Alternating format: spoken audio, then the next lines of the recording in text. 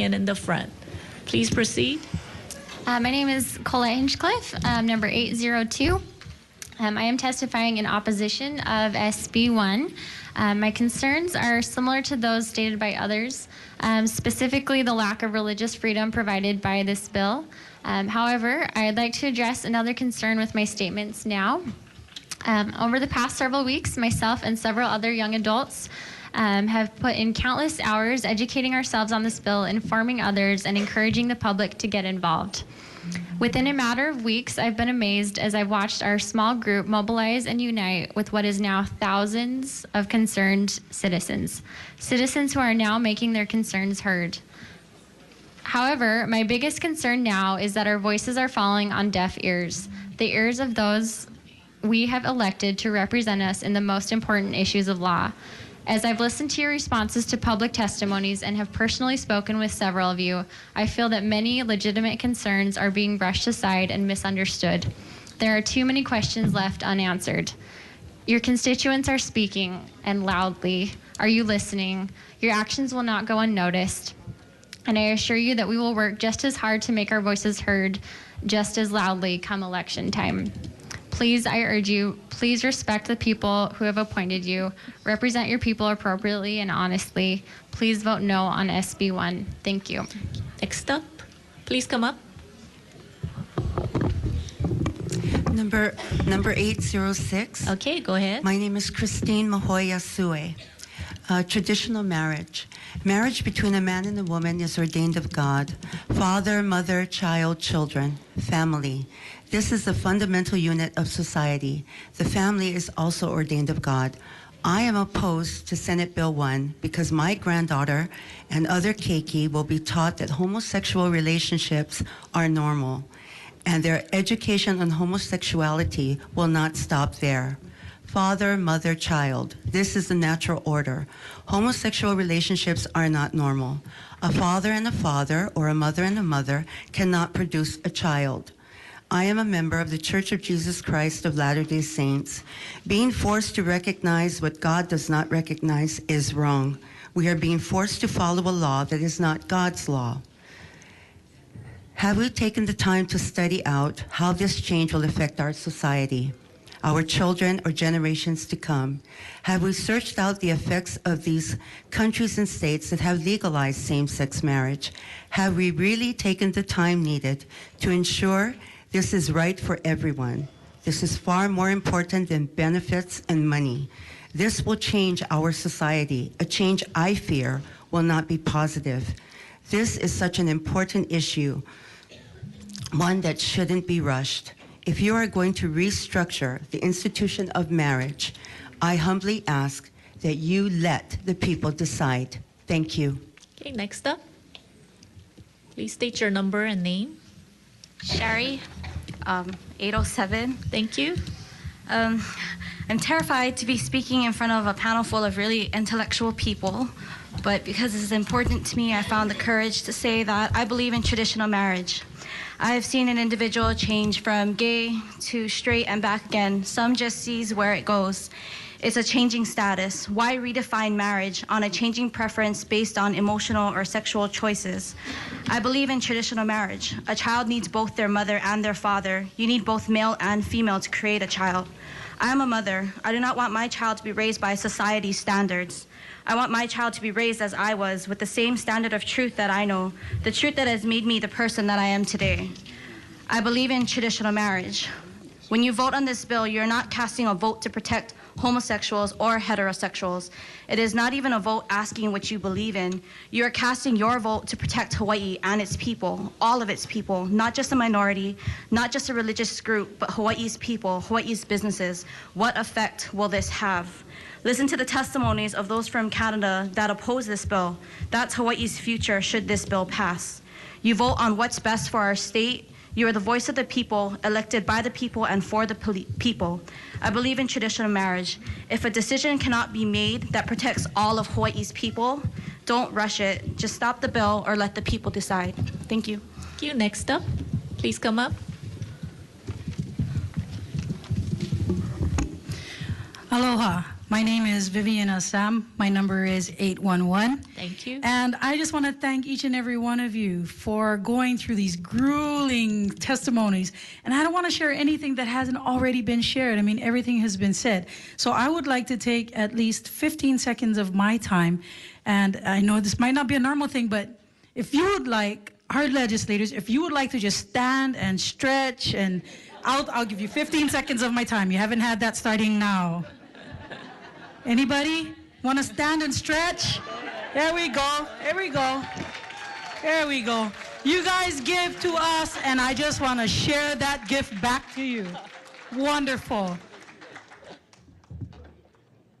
So all I want to do is, first of all, I just want to thank you, express my deep gratitude for your willingness to be the voice of your constituents, and for the courage you have in facing all the challenges that comes with being in such a critical decision-making position.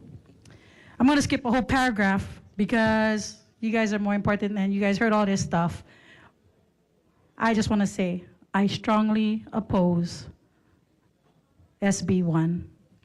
Thank you for taking the time to hear my testimony, and I pray that the wisdom from our Most High God will overflow your hearts and minds, and that your decision for righteousness will allow God to just bless you and bless your families. We have chosen you to be our voice, and we cry out to you today to let the people decide. Our votes are from our hearts and not pressured by special interest groups. Rather, we are here to pursue righteousness. We know who our leaders are and what votes they will cast. We are letting our voices be heard now, and rest assured, our voices will be heard in future elections. I strongly oppose SB1. Thank you very much, you. each and every one of you. Aloha. Next, please come up. Hi, my name is Terry Yoshinaga, and my number is 813. I come to you today to share God's heart. First, I strongly oppose Senate Bill 1. My concern is for both parties involved. Many people are using religion, laws, rules, and historic documentation. Sin is a sin no matter how you look at it. The Bible clearly states that God doesn't want any to perish, but all to come to repentance. This passage was written for all involved today and for all humanity. This is truly God's heart for humanity because He is God. He also mentions this because of the love He has for us all. It is His love that will heal, restore, forgive, open, close, fill every void, answer every question, including yours. In closing, my question to you today is, are you willing to allow God's love to heal all involved and to bring a God solution to the state of Hawaii? Salvation is only through Jesus Christ and what He did on the cross. May God use you as a mighty vessel to make tremendous impact on this beautiful state of Hawaii. God bless you all. Thank you. Thank you. Next up, please come up. Morning. Thank you for giving me the time. My name is Zarek Jackson, and my number is 816. Thank you. I want to say hi to my children and my family. I love you guys. I'm taking the time to be away from them to voice my strong opposition to this bill. I am a Christian, but I'm not going to stand on my Christian box right now. I want you guys to really think about what this is. It is not about Christian, it's about non-Christian. And I could say, yeah, I have friends that are gay, but I don't like to say that because I don't like it when people say, oh yeah, some of my best friends are black. And this has nothing to do with that. But it is not natural. It is not a natural thing for two men to be together, and it is not a natural thing for two women to be together. We need to really look at this, because if we start passing bills based on people's feelings, what comes next? All right? I'm a black man. I have children who are not Hawaiian. They can't go to Kamehameha schools. I have to accept the fact that they can't go to Kamehameha schools. based on their ethnicity. The Kamehameha schools is for Hawaiians. If I can't do that, then my kids can't go. All right, and furthermore, I would like to say that we are in this position because of who we put in office, and people need to really start thinking about who they're voting for and what they stand for. It's not about a rail. It is not about streets or sidewalks. It is about people's lives. And we need to look and think about who we're voting for when we put people in office. And Governor Abercrombie is the one who has these people here, not them. I know that you guys are here because he called this special session for you guys. And it's not about that. And the last thing I want to say, the reason he's doing all of this is because the root of all evil, the love of money, is the root of all evil. And we need to look at the things that we're doing. Next up, please come up. Please state your number. 823. Okay, thank you. Shucks, Auntie took my thing. I was going to make you stretch and, you know, kind of break the ice. And I guess we could just go right to killing the bill. But, you know. Okay. All right. So, my name is Stephanie Sato. We've heard many great testimonies from those who are opposed to SB number 1 and their reasons why. I too am another one of those that are opposed. As a Christian, as a mom of 6, as a patriot of this great country, it burdens our hearts that we've come to a time and place where you, our representatives, have turned a deaf ear to the majority of all ages, race, religions, and walks of life of this city, this state's cries to not let this bill go through. I take responsibility for having been brought to this place where I now have to defend a very personal and moral biblical institute created and ordained by God. I take responsibility for not being involved earlier, being lazy, slothful, and ignorant where you, our representatives, are concerned. Given more time,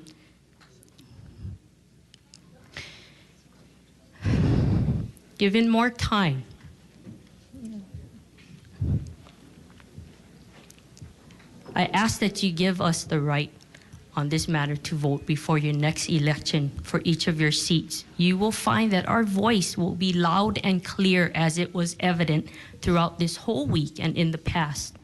There are other states that have allowed this similar bill to pass. Let the opposition go there. You speak for us, the majority, and me, the person, on this matter. I am first and foremost a wife of 22 years. I am greatly offended that any other man or woman would be called wife or husband by anything else other than what is clearly defined by God, blessed and anointed before his throne of grace in his institution of marriage. I speak not just for myself, for many whose lives have touched mine, including the hearts of my children. Please step up next. Kill the bill.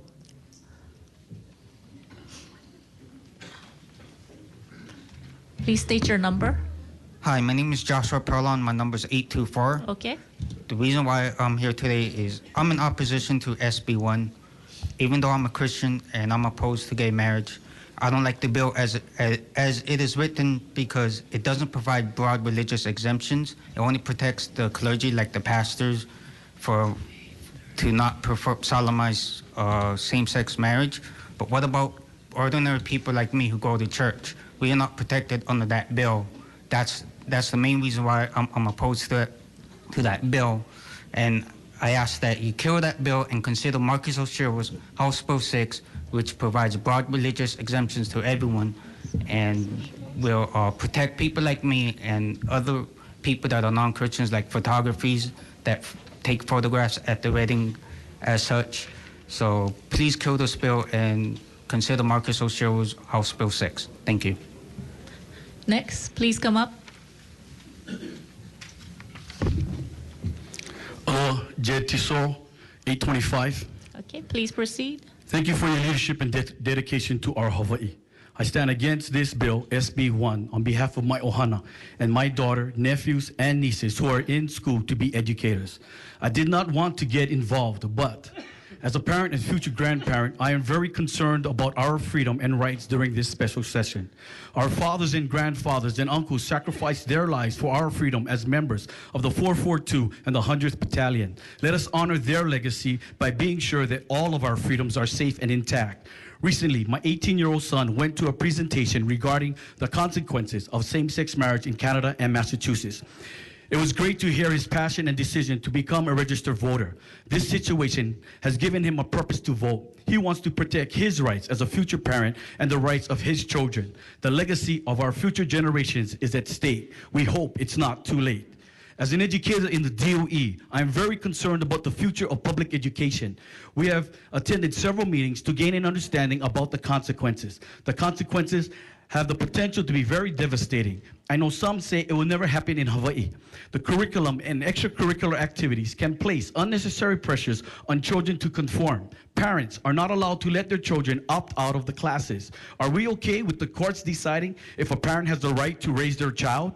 Our job is to support and honor all of our children and parents regardless of their belief. As an educator and potential administrator, I am not willing to teach something that I believe will harm or will be a disservice to the children and families of Hawaii. There is a strong possibility that I will leave a profession that I love if I cannot protect the rights of all children. We cannot be ignorant in regards to the potential of this issue. It is our responsibility and kuleana. Let the life of the land be perpetuated in righteousness. Thank you for your time and consideration. Please continue to serve our state and community with diligence and integrity. Thank you. Let the people decide on this contentious issue. Aloha. Next up. Next, please come up.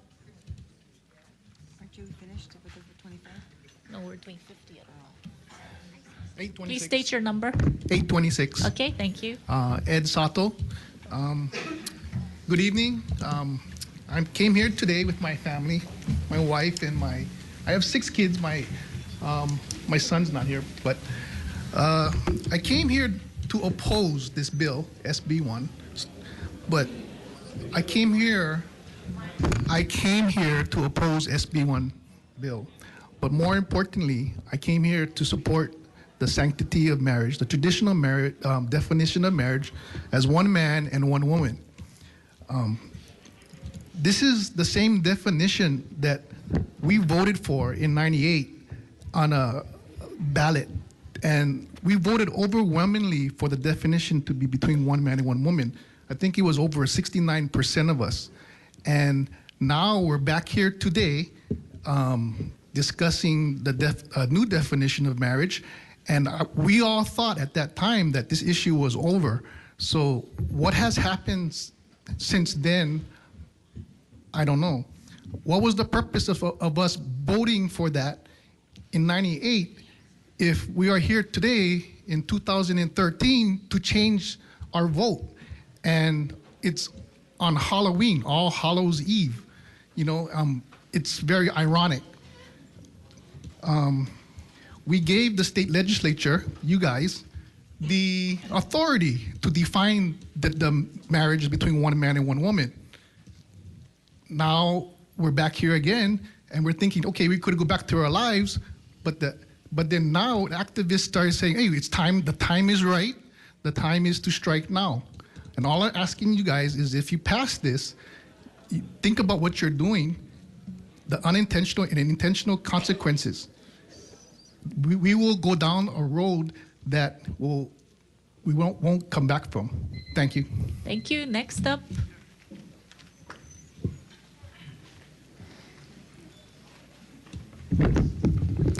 My name is Sumner LaCroix. I'm a professor at the University of Hawaii. I'm also with the Department of Economics and the University of Hawaii Economic Research Organization.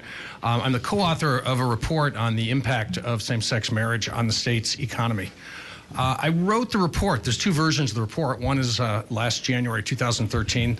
There's an update that came out after the Supreme Court decisions in June 2013. We put the update out in July. I wrote the report to try to clarify some issues, basically just to provide some facts. One item that had been of interest to people in earlier rounds of the debate on same-sex marriage and on civil unions was how many couples in the state would be expected to enter into civil unions.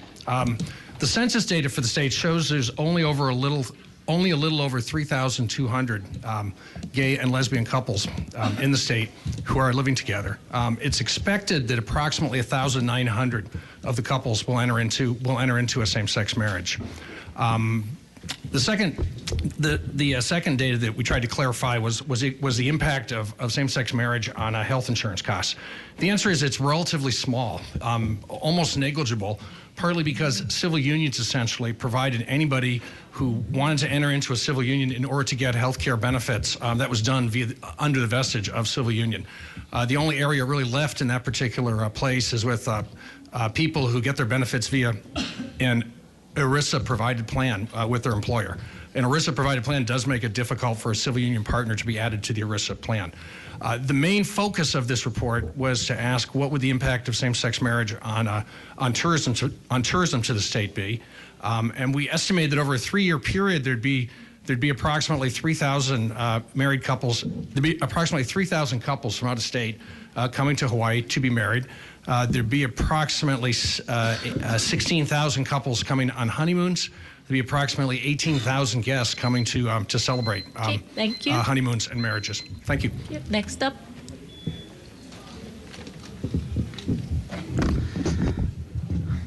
Good evening, Mr. Chair and Representative. My name is Mel Corpus, and I am a minister on the leeward side. Your number? Oh, sorry. It's 828. Thank you. On the leeward side, under the incredible leadership of Mrs. Representative Sharon Har. I'm strongly opposed to SB1 because it goes to the very core of our nation, state, family, and marriage. I believe that the origin of marriage began with God. It was perfectly created by Him and for Him. For others, you may disagree. So therefore, let's put it to the test. Let's see if it would stand the test of time. Let's make 3 worlds, one with 2 males, another with 2 females, and the third with a man and a woman. Well, of course, the 2 out of the 3 will not survive. You cannot tinker with something that was so perfectly created. When we do, well, that's why we're here. It's all messed up.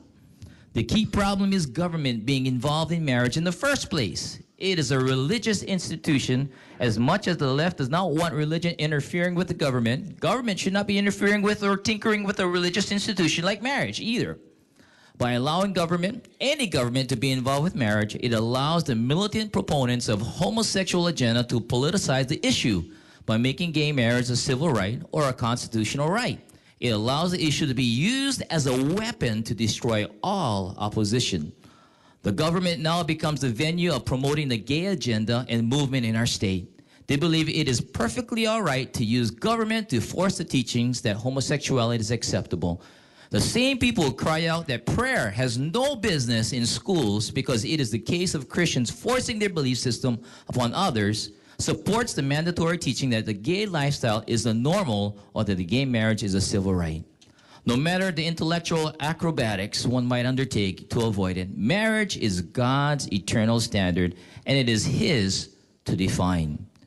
Any action or philosophy you may espouse, Thank you. kill the bill and let the people decide.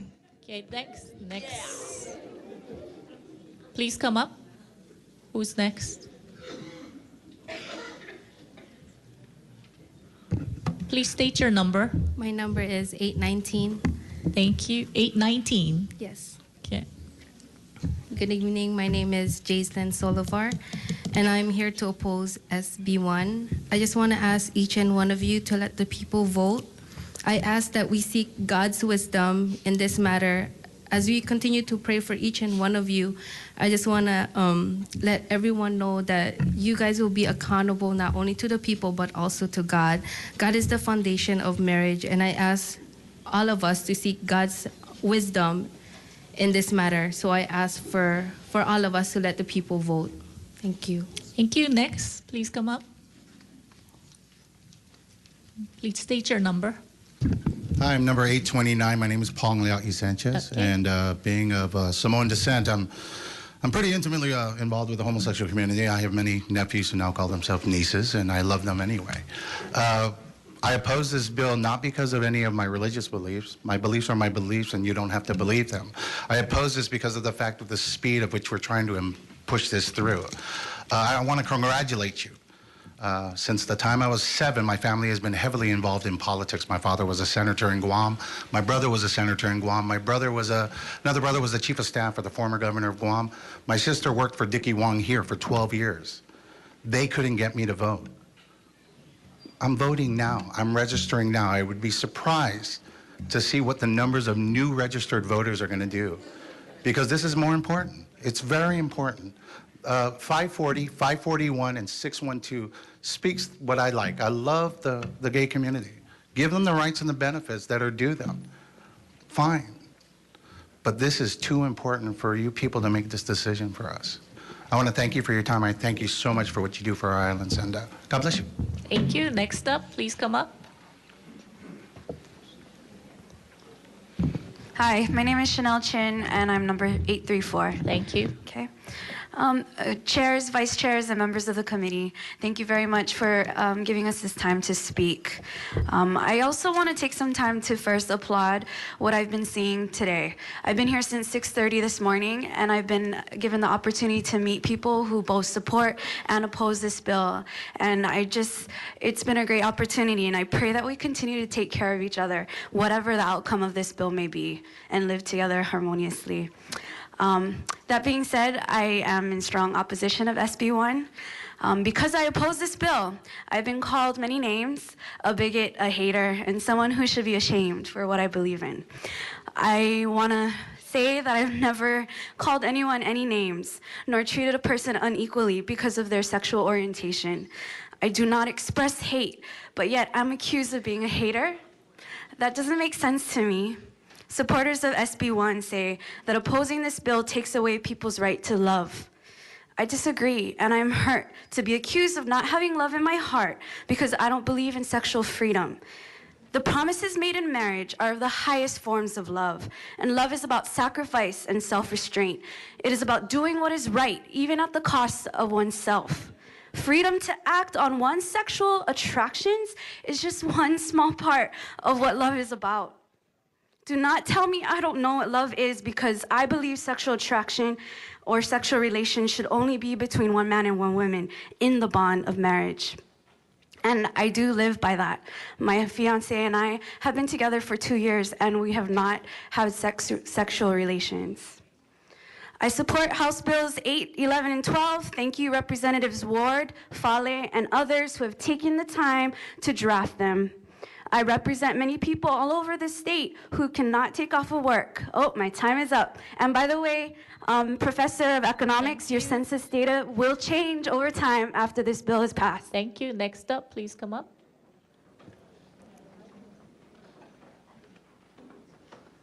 Good evening. My number is 837. Okay, thank you. And my name is David Tetsutani, and something I kept on hearing this morning when I was watching you guys on the morning when you guys were talking to the Attorney General is that he would say, I'm not sure, the courts are going to decide.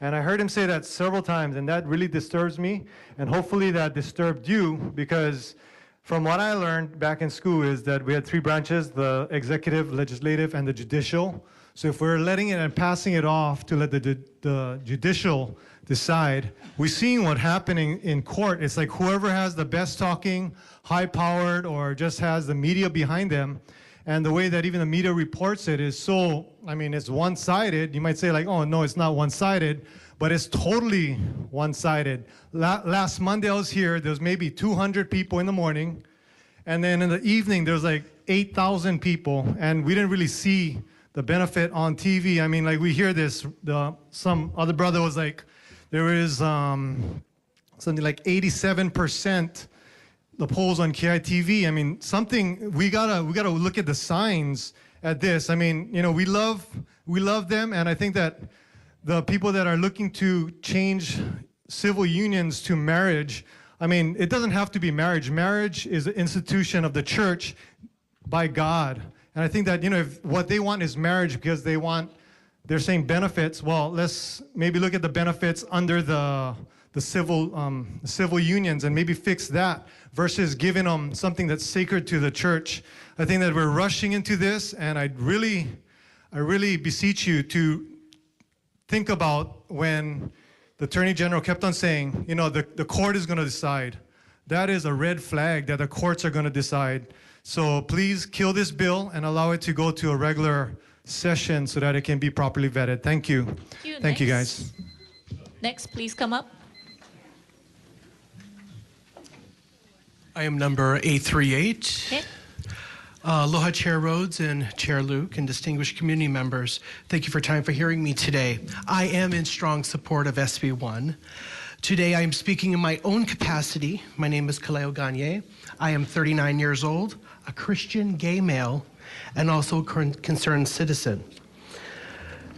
I am an only child that has been disowned by his parents due to their religious beliefs.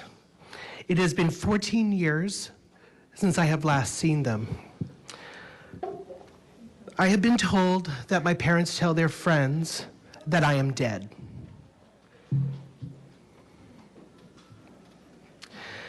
But I am here to tell you today that I love my mom and dad unconditionally. I treat them with dignity and respect and with loving kindness. And that's what needs to happen at this moment. Even though I don't have my parents in my life, I am here to tell you that I am grateful to have God. May 24, 2008, I was able to get married to my husband, Greg Anthony Feast, at Church of the Crossroads, Honolulu, Hawaii. Under the eyes of my church, I am considered to be a married man. I have heard many times from those opposing SB1 that we are looking for acceptance.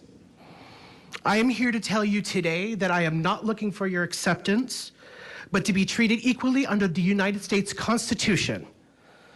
My husband Greg and I refuse to have a civil union, and here is why. Because it is discriminatory. And heterosexual couples in the civil union are given a choice to either get married or to have a civil union. I am not given that choice. Do the right thing. Pass SB1 the way it is. I do not have to leave the state of Hawaii, which is my home, where I love very much, to have to get married. Please pass SB1. Thank Mahalo. you. Next, please come up.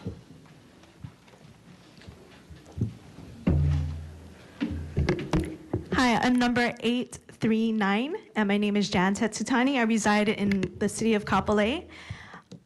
I strongly oppose Senate Bill 1 for several reasons. Oh, and I'm sorry, before that, I just want to thank you all for your time and listening to us all day. I know it's been a long day for you guys, so thank you so much for listening to our testimonies. I strongly oppose Senate Bill 1 for several reasons. Firstly, this issue should be not dealt with in a special session. I know that you've heard that many times today before, that it's undermining the democratic process. I humbly ask to please kill this bill and let it go to a regular session where it can be vetted and examined like all other bills. It's unfair for Outer Island residents to not be given the same opportunity that we do have in Oahu, that we can personally testify here today. And it's obvious that citizens are concerned over the outcome of this bill.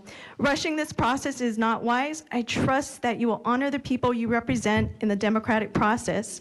And secondly, discrimination is not the issue here. Marriage is not a right. It is a sacred institution of the church created by God. Marriage was created by God between one man and one woman. No court calls marriage a right.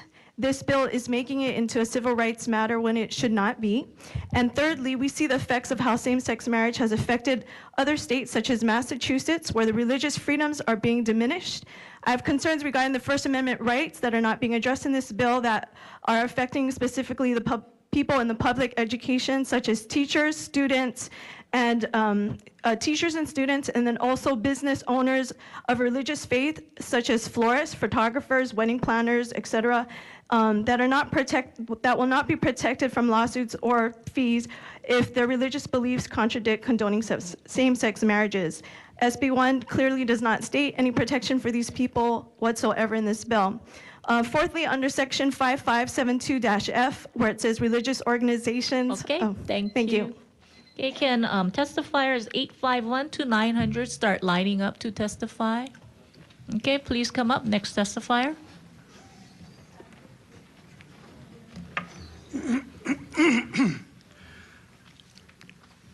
Go ahead. Ladies and gentlemen of our state legislature, I am number 841. My name is David Porter, and I strongly oppose this bill. I encourage you to refer this decision back to We the People or acknowledge our choice as reflected in HRS Section 572 C2. And either way, vote no on this bill. Kill it. Do not refer it out to the floor. The hierarchy of authority, first of all, it's a violation of the First Amendment to the U.S. Constitution and a violation of Article 1, Section 4 of the state constitution, both of which you have sworn an oath to uphold. The hierarchy of authority within this constitutional republic is as follows.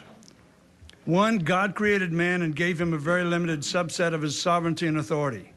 2, man who created and gave the nation states a limited subset of their authority and sovereignty. 3, the states created and gave the nation states, the states through their representatives created and gave the federal government a limited subset of their sovereignty and authority. The federal government, which is the lowest, not the highest in this hierarchy, we the people being the highest. At each level, government is of the people, for the people, and by the people.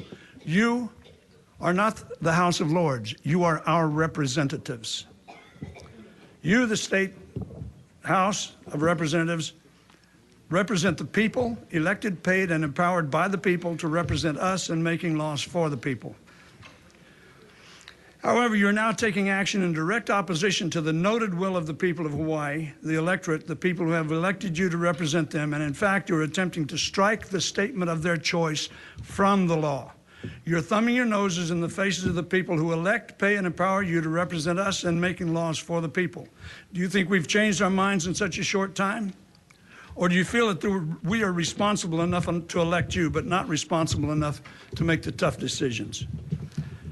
Galatians 6:7, be not deceived, God is not mocked.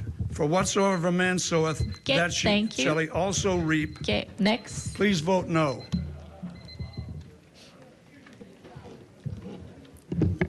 Good evening, representatives. My name is Shauna Okami. My number is 843. Thank you. I stand here representing myself and my partner of 31 years.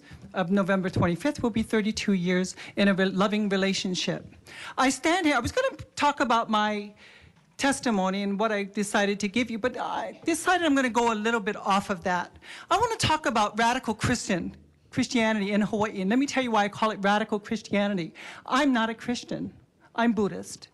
But I hear and see oftentimes, especially during the gubernatorial race for governor, when we heard about Duke Iona as a Christian hosting an Uganda prime minister who put out legislation that would kill homosexuals. Now we have Christians here who are using the same language today. I've been here since 8 o'clock this morning, and I've had to hear the same language being used, that these radical Christians who wanted to implement legislation that would kill homosexuals. They want to get rid of the Hawaiian culture and a lot of the artifacts that Hawaiians use today in hula and what have you. This group that Duke Iona hosted here in Hawaii are still here. And they're very, very aggressive. I can attest to that. I've tried to speak to a few people here this afternoon. Just wanted to share my history and why it was I was supporting this bill. And they were so derogatory and so unnecessary. And I tried to be as peaceful as possible. I've even gotten told after Representative Ward asked a group of us over here a question. A woman decided to turn around when we started to respond and tell us to shut up. We were asked by a representative a question. He didn't direct it to any individual, but this is the type of radical Christianity that we've been experiencing, I've been experiencing. That's not love. Now, if this group from Transformation Hawaii is still here in Hawaii and they want to have an agenda to get rid of homosexuals, stand up and be honest about it. I thank you. I am for SB1. Okay, next up, please come up.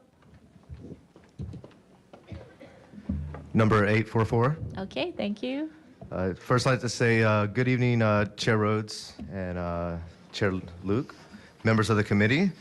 My name is Michael Jonas, and I stand here today in opposition to SB number 1. I once lived an alternate lifestyle. I chose this path to find love, security, and acceptance. After years living this way, there was a false sense of reality that still set upon me. All the years on that path, I felt like something wasn't right. It was through deep reflection on my life and coming to grips with my individuality that I made a choice to remove myself from the path I was on. Through the love and support of New Hope Leeward, I started my transition and a process of rehabilitation with the renewing of my mind and realizing that the path I was on, it was a choice. I wasn't born this way. I chose this path. Many other voices are going unheard that had similar stories and have done the same thing I've done. I'm one of the ones that choose to stand up in faith and request that the people make the final decision regarding this bill. The decision needs to be diligently examined, and we need to take into careful consideration all the changes that will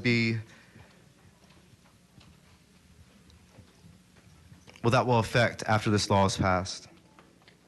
This law will have an effect on our school system, our churches, and I believe it will redefine the term Ohana. The bigger picture in this situation is what has already happened. Our nation has been removed. Cornerstones of our founding fathers have instilled and ingrained, like the Pledge of Allegiance and the power of prayer in school. Okay, thank you. Next up, please come up. Hello, I'm number 845. My name's Ava. As a 23-year-old young adult, I stand opposed to SB1. I would hate to see a topic as sensitive as same-sex marriage to be unable to see a ballot. Regardless of sexual orientation or religious affiliation, I want to exercise my democratic rights that I've been blessed with.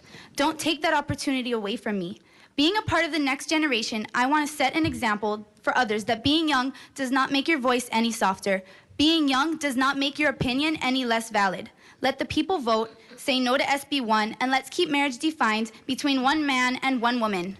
Hashtag let the people decide. Okay, next, please come up.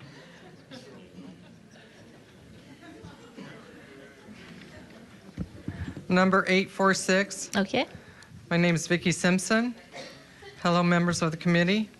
I'm a very concerned citizen of the state. I am submitting this testimony in opposition to this special session in the bill that will legalize same-sex marriage in Hawaii. I believe it is my right and responsibility to vote, and I have been since the age of 18. I also faithfully believe that our government is representing the will of the people. I do not believe this process is. This will change our state constitution, and that should be up to the people to decide. Please let the will of the people be heard. Please let the people you represent decide by the vote. It seems wrong that our elected officials are taking upon themselves to undo what the voters in Hawaii have already decided. We are here and we're very disappointed in the whole process. And I'm a grandmother, I have 3 children and 4 grandchildren, and I do not want them in our school system and have them be taught about same-sex marriage. Thank you. Thank you. Next up, please come up.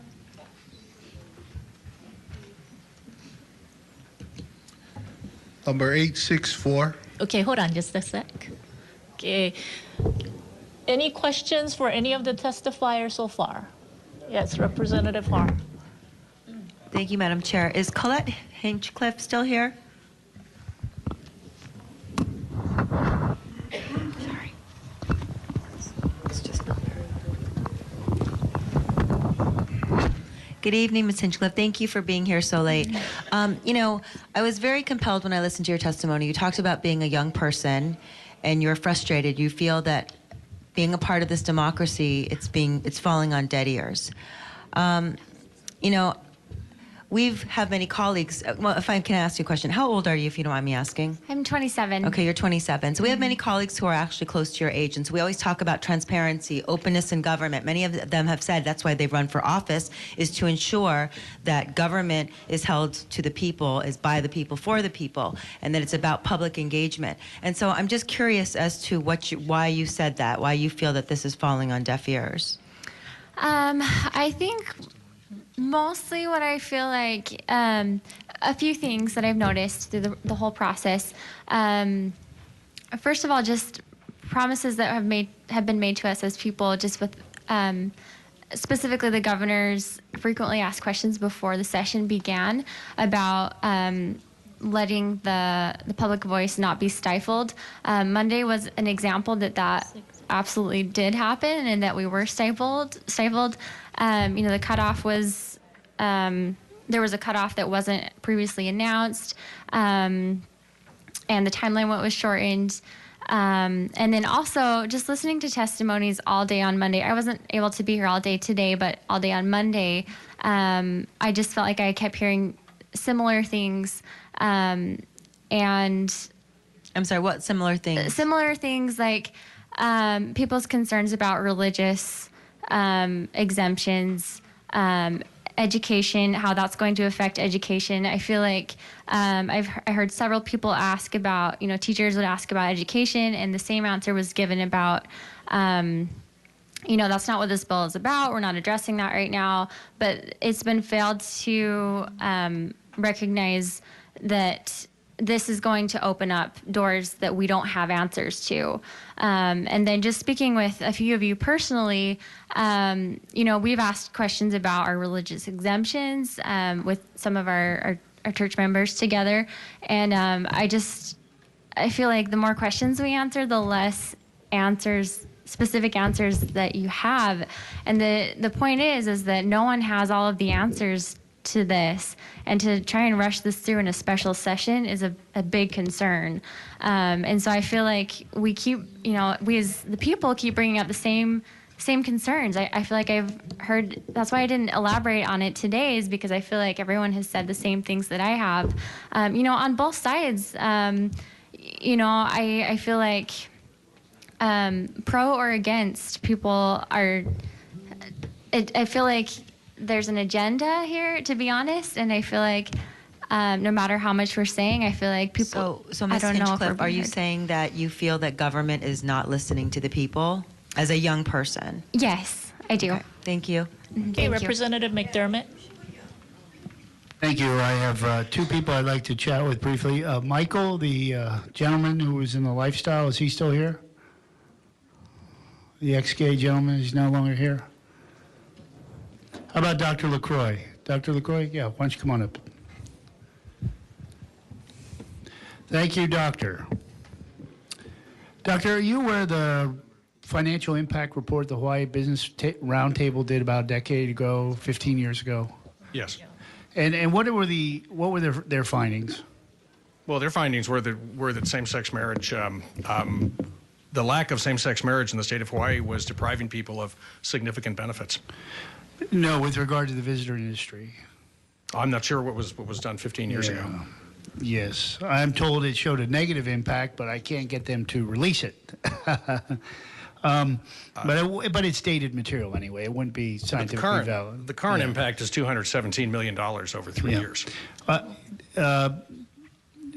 So we would see a boon in gay visitors, like almost like a gay wedding mecca. Is that what you're asserting? No. There's relatively small numbers of weddings that would come here. We're only talking about 3,000 weddings. Some of the people who have weddings bring guests. They bring family and they bring friends. That's part of the gains that come about from the wedding industry. But it's actually a small amount of weddings per year. Doctor, I don't mean to interrupt, but I have several questions to ask you, and I want to get a rapid fire. I don't want to hog the time.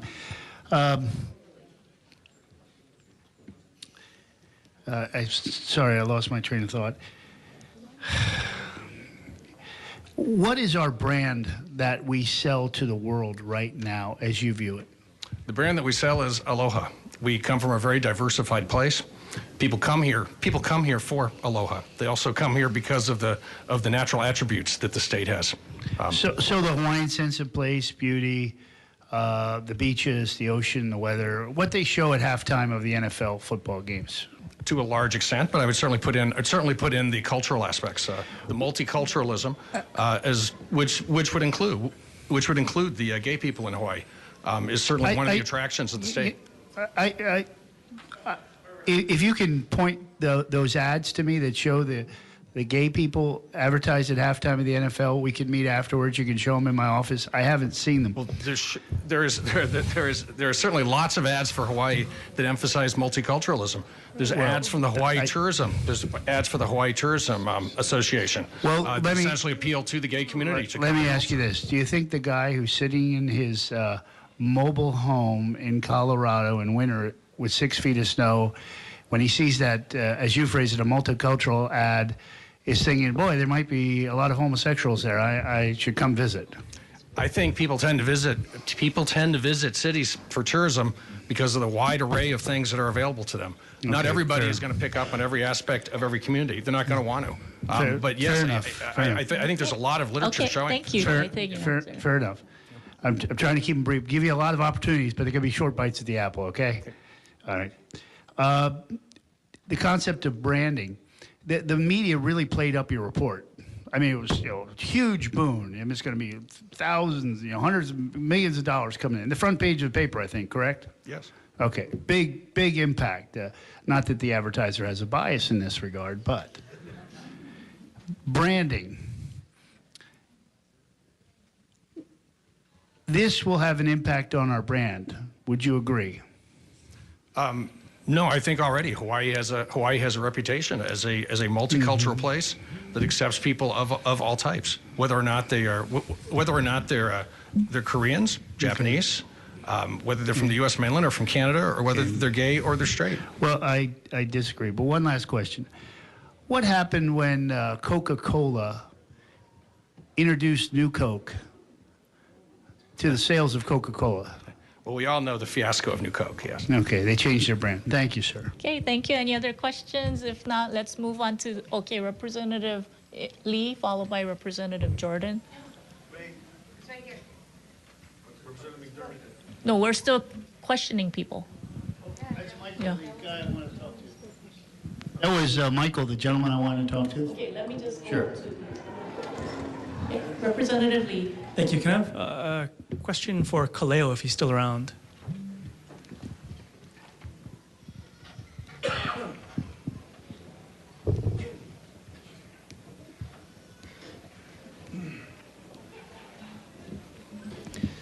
Thank you for sharing your story. I want to follow up on a question that one of our colleagues had asked earlier regarding whether or not people feel their voices have been heard.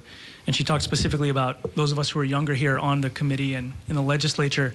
I recognize she's older than we are quite a bit, but I did want to say that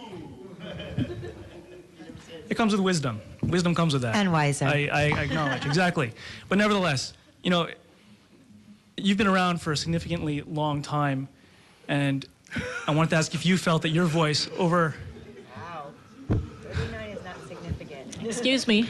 Can you? I'm not 40 yet. It's late. No, but I did want to ask if over the last few decades you felt that your voice hasn't been heard by this body as you've tried to seek the same equal rights that everyone else here has had. I find that yes and no. I definitely find that in 1998 we actually had the constitutional amendment made for a man and a woman, and I respect that decision because that was what was voted upon. But it also says that the legislation has the right to choose, that defining moment. And when we had the Defense of the Marriage Act, such as DOMA, being struck down, the United States Constitution struck it down because it shows that it's unconstitutional. I want to think that our representatives know what needs to be done. No, I am tired of going around being called a second-class citizen. I am tired of being called names. I go shopping and I'm called an effing faggot, and it's not fair. It's not fun. It's not enjoyable. I recognize that's difficult. And just cut you off a little bit, but what I was asking was, did you feel like your voice here at the Capitol had been heard over the bills to do this exact same thing as this discussion has unfolded in recent years? In 1999, I was here in 1999. I came after the vote. During the Civil Unions Bill, I definitely felt that the voice from the legislature was, they heard that there needed to be some sort of protection under the for LGBT families, but I don't think it was completely heard when it comes to full equality, because they made the civil unions bill very discriminatory in my whole thought, because it defines it allows heterosexual couples to have either or, a marriage or a civil union, but it does not allow LGBT families to actually have either or, just one. Thank you very much. Thank you, Chair. Okay, Representative Jordan.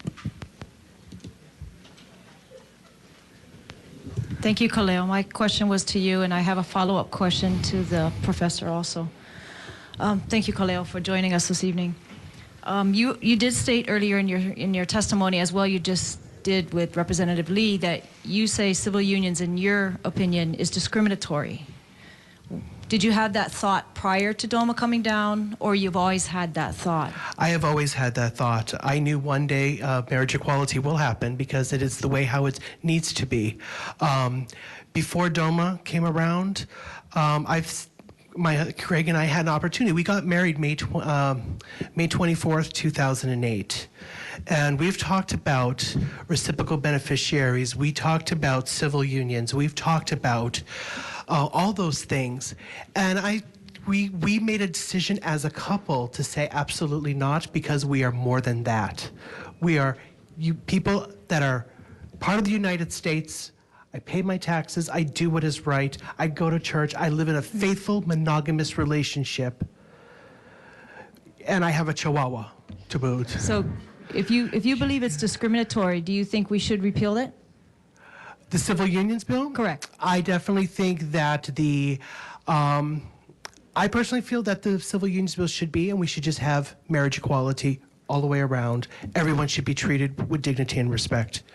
So I think if you repeal the civil unions bill, I would do so, and just have marriage equality and keep SB1 exactly the way it is. Okay. Thank you very much, Kaleo. Chair, may I just do a Go follow-up ahead. question with Professor Professor LaCroix, I think. Crox? I wanted to speak to you in regards to, I guess, your sorry, I just went blank. It's a very long evening. Your study. Yeah. So basically, can you tell me again, was that 1 year or 2 year that you're quoting how much revenue we could derive, and how much was that? Essentially, what the study found was that there'd be an additional $217 million in tourism spending over a 3-year period. That's about $70 million. That's about $70 million per year, and it would come from honeymooners. It would come from people coming here less to get married, more to celebrate their marriages. I think many people who come to Hawaii would actually get married in their home state, and then would come here to have a marriage celebration, basically reenact a wedding here, rather than actually undertake their vows here. And there's also wedding guests. Wedding guests are not a trivial part of this whole equation. While many people who come here to wed, it's just the two people. Other weddings are large. They can sometimes have 100, 200, 300 guests. Last year we had 12 million visitors, 13 million visitors. Right. How much revenue did they bring in our state? 14. Well, the number for 2012 is about $14 billion. So we're talking here about an additional $70 million. $70 million is only about 0.5% of the total revenues of the tourism industry. We're certainly not talking about Hawaii being overwhelmed by gay tourists. On the other hand, we're certainly talking about a significant amount of money for the person who's unemployed, for the person who's trying to pay for college tuition. The extra $70 million in spending will put additional money in their pockets at a time when the economy is still far from at its very best. In your opinion, with other nations coming here and celebrating their marriages here in Hawaii, will just passing marriage equality cause an effect on that, or no?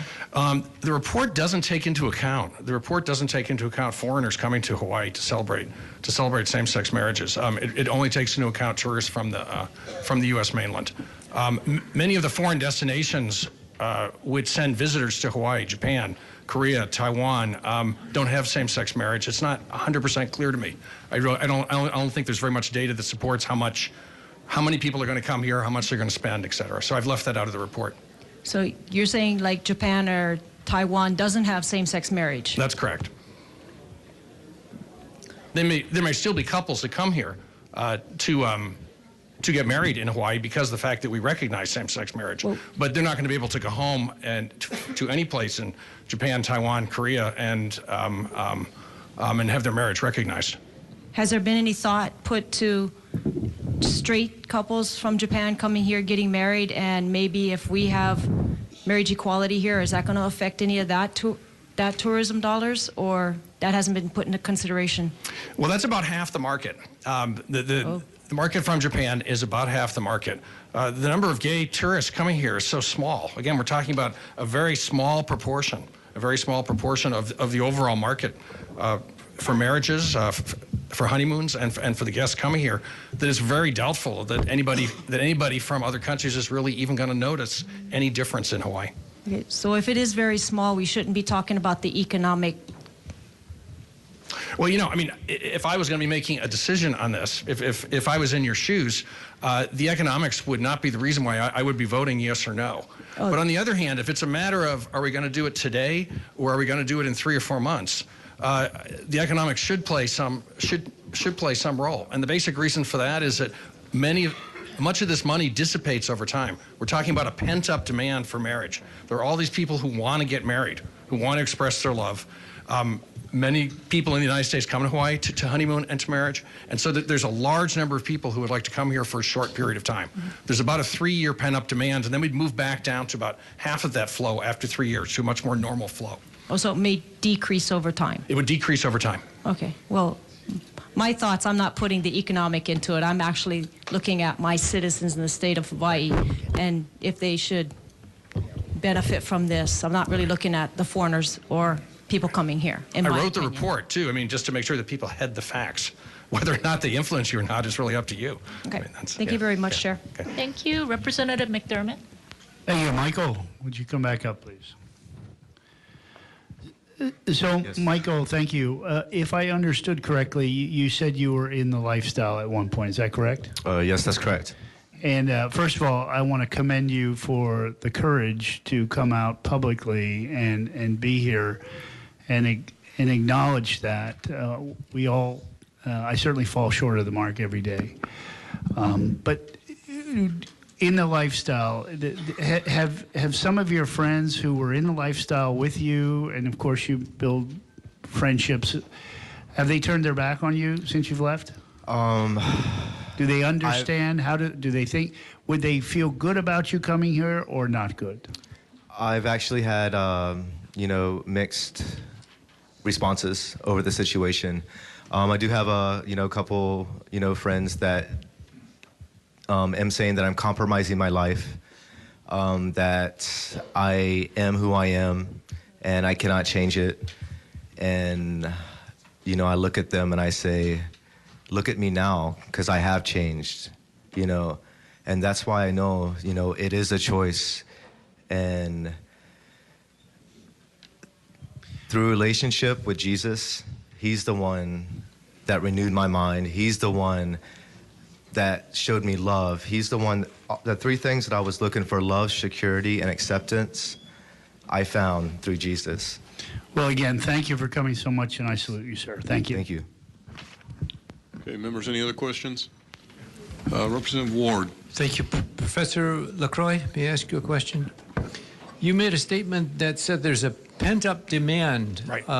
You're speaking about the gay community, correct? I'm speaking about the gay community. Because aren't the trends in marriage in America actually going in reverse? Less than half of Americans are actually now in marriage relationships, more cohabitation?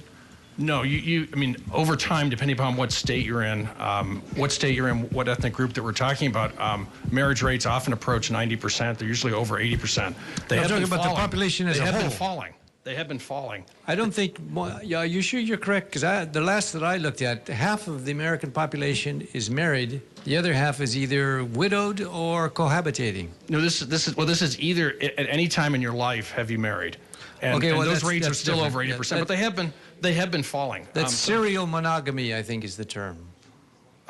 That's not what the data looks at. It's from your university terminology. My point is, if the gay community is in effect going towards marriage, that's a sign that makes good economic sense. But in sense of the whole macro cultural shift, it seems to be away from marriage rather than towards it. That's why I wanted to point out when you said there was a pent-up demand. Will that be like a front-loaded demand and then it will follow in the cultural pattern, or do you see it as a sustainable one? Well, part of it is that with the DOMA decisions, essentially giving more rights to gay couples and more recognition to the marriages of gay couples. Essentially, what we see today is even in states with gay marriage, there's only about 50% of the gay population married. In the report, I've assumed that over this 3-year period, you get about 60%. You get about 60% of Hawaii's gay and lesbian couples be married. That's still below the national rate, and I did that to be somewhat conservative because we really don't know yet what the overall propensity of gay couples is going to be to marry. In fact, that was my last question. Could you continue to study this? Because ideally, decisions are made upon data and data made upon empirical evidence, et cetera. If you could continue to do what you've been doing, that would be very helpful. I should only note that the data on Hawaii marriages is based on what's happened in other states. We do have other states to take a look at what the census data has been, approximately how many people have married. And pre-DOMA, it was in all these states, it was approaching 50%. After DOMA, because it gives more rights, 60, 70% is probably correct. I chose an estimate of 60% for Hawaii, but that could be wrong. It could be a bit lower or a bit higher. Okay, thank you very much. Thank you, Chair. Okay, members, any other questions? Okay, seeing none, we're gonna, oh, I'm sorry, Vice Chair Har. Thank you. Kaleo, can I have you come back up?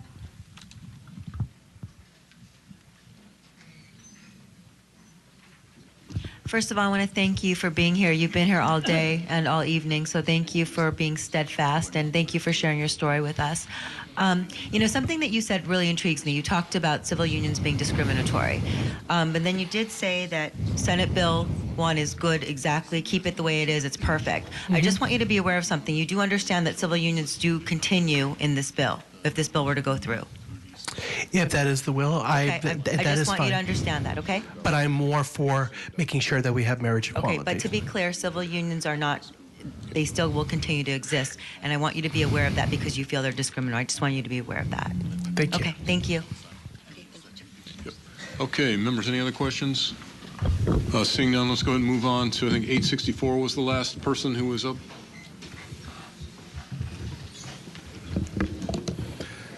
Number 864, Pane Mea Toga. Chair Rhodes, Chair Luke, fellow chair members. Having been born of goodly parents, I was taught right from wrong. Today I took a vacation from work to come here to demonstrate my support for what is right. I strongly oppose this bill. I ask that you do what is right.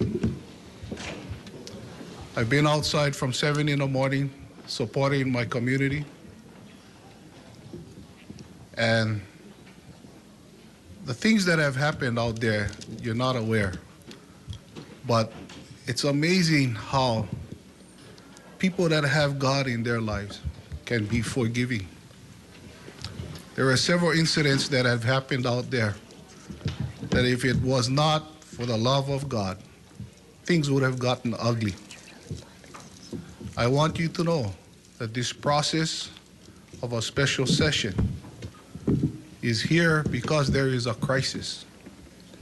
This is a fabricated crisis created by administration. Do not legitimize this crisis by following through in this special session. I ask that you kill this bill or you defer this bill with amendments that will support the religious liberties for all religions, all of their entities, their affiliates, because there will be lawsuits coming. There have been lawsuits filed already. These are taxpayers' monies. For those of you that have constituents on the outer islands, I ask you to vote no, to allow your constituents to have a say in this process. Mahalo. Thanks very much. Can the next group, starting with 901 to 1000, I guess, can you guys start checking in outside and lining up? 901 to 1000. Okay, who's next? Number 882. 8882, great. My name is Vaughn Ma'iola Logan. One of the things that's been talked about tonight is the sense of Hawaiian and aloha that this place has. In my family, my father, after I was born, took my piko after it fell off and put it in a place known only to him in the ocean. He believed that that would tie me to this place. As his father did before him, I have done with my children, and now my son has done with his children. As a Hawaiian, I am opposed to SB1. Something that is very interesting to me is that I didn't learn about my concerns that I now have until I listened to the testimony of others. I am concerned about the implications of assumed parentage that are included in this bill, where the possibility exists of the erosion of Hawaiian rights by blood. It is going to be a contentious issue. There has been no opportunity yet for Hawaiians to discuss the implications of this, and that is what our community is about. You have heard many opinions today. The eloquence of each speaker has varied, but the sincerity of their hearts have not, regardless of which side of the issue they are on. I know that you have heard my objections from others, but you didn't hear them from my voice, and for that I am very grateful. I consider my voice to be important, but I feel that my voice is second in importance to my vote. I hope you will let us discuss this thoroughly, and I hope you will let us decide by the greatest tool of any free man or woman, the ballot. Thank you very much. Thank you very much. Next up. Aloha. I'm number 893. 893, okay. And I'm grateful to the New Hope letting me step in with them. I was so worried I wasn't going to get a chance. I'm actually LDS, aka Mormon, and I'm grateful for that. Okay, please identify yourself and proceed. So I just wanted to say, for me, this is really down to the word tradition. I've heard a lot of people use it and talk about it on both sides, tradition, tradition. And sometimes there are some traditions that we get rid of, and we should get rid of them. Like those things you were talking about, children getting kicked out of their homes because they're gay. That is a tradition that we should get rid of. But that's not the only time that children get kicked out of their home. I was kicked out of my home plenty of times when I was 14 because silly, ridiculous reasons, whatever. Drugs, struggles, you name it. Children suffer, and those are traditions we should get rid of. There's also cultural traditions that we get rid of. But the tradition of marriage and what we're so hyped up about is this ideal. Now, how many people, we don't fit into it. I come from a broken family. My parents are divorced. My husband's parents were never even married. He grew up in a single home.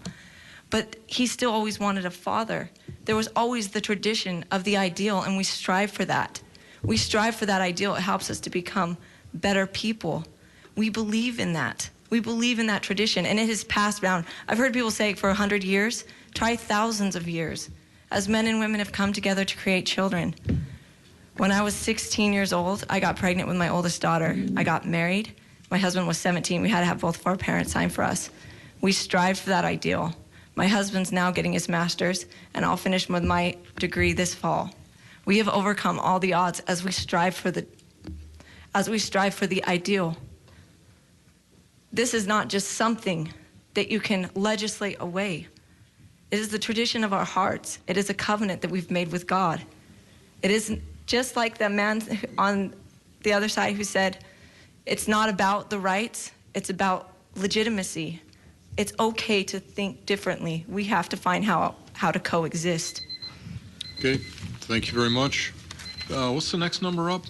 898. 898. Okay, please proceed.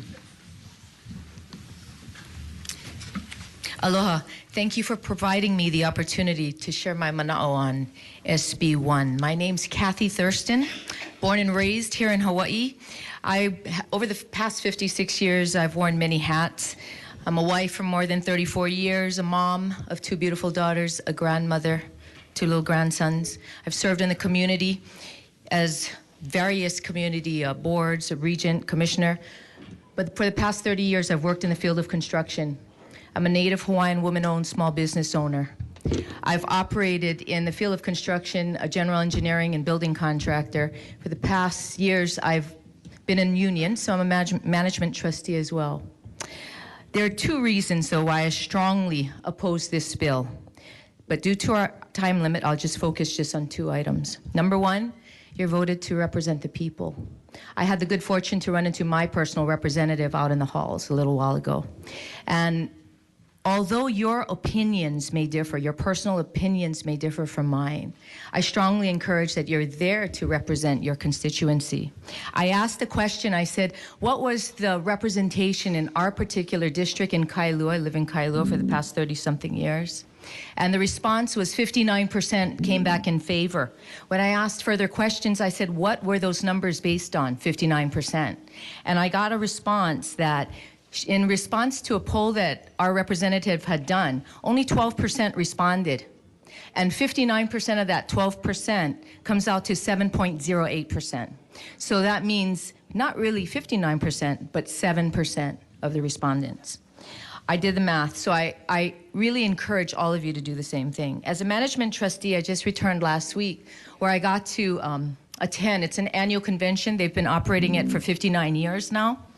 And it completely went on the implications of DOMA. Even the experts have great confusion on this topic. I vote no. Thank you very much. Who's next? What's your number?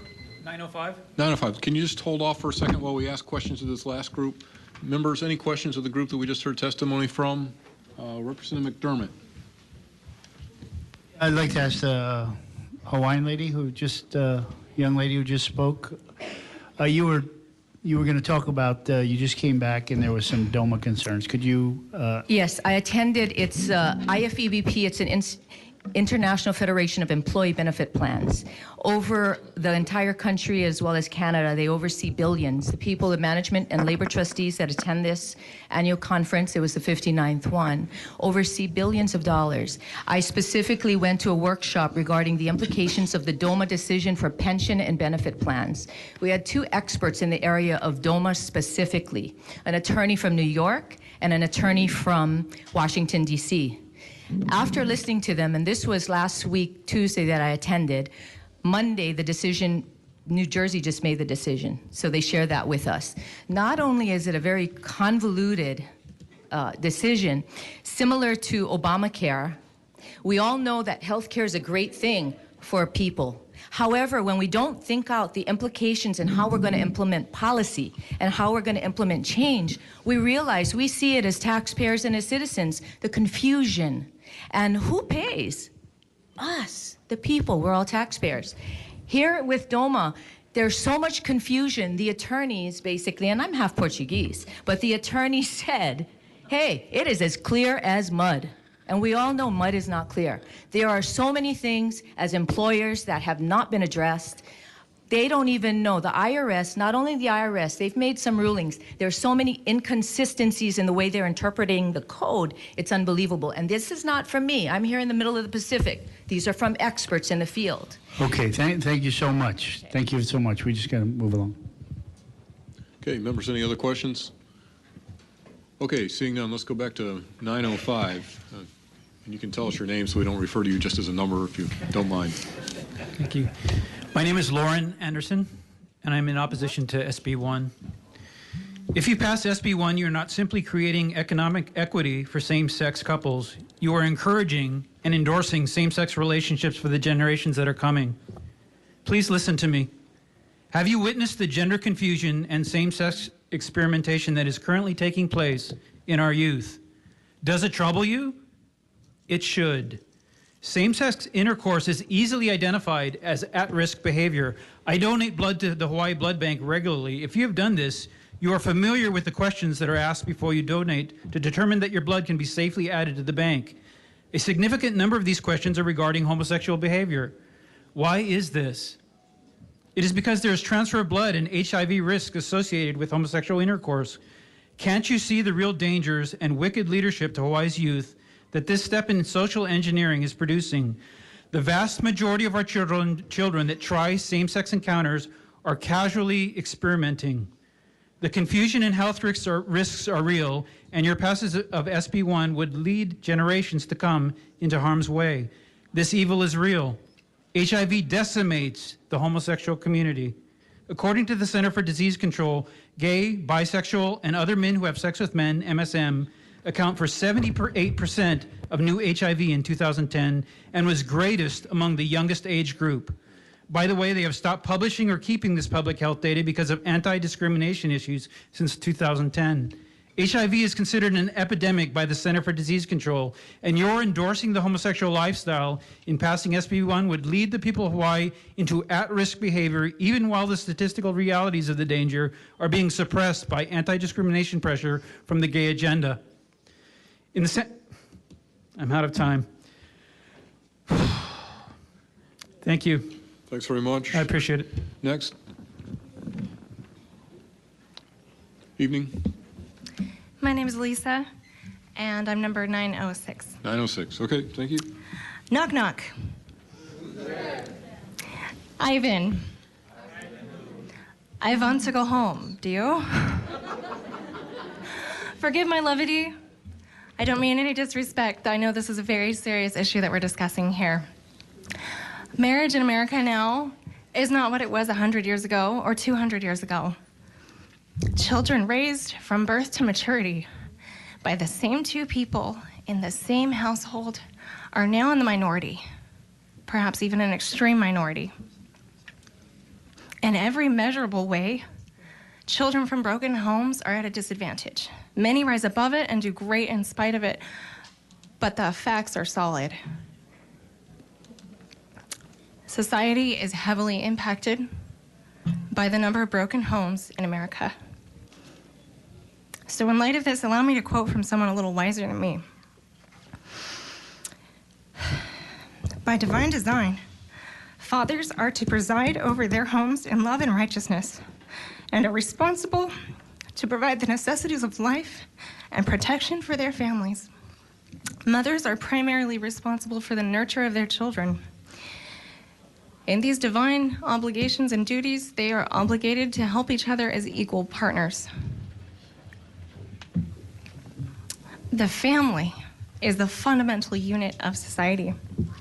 Legislation like this deserves more than 5 days discussion.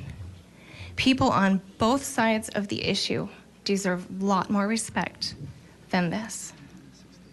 Our children will benefit from very carefully worded legislation, and we will get a better result from a longer discussion than these 5 days will allow.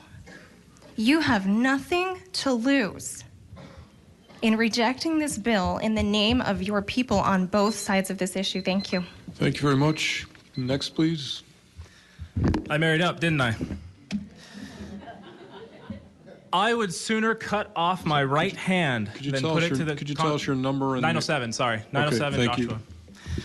I would sooner cut off my right hand than put it to the Constitution as it now stands. Bold words from Colonel George Mason, a member of the Constitutional Convention of 1787, who continues to set the example of statesmanship nearly 230 years later. Why did he refuse to sign?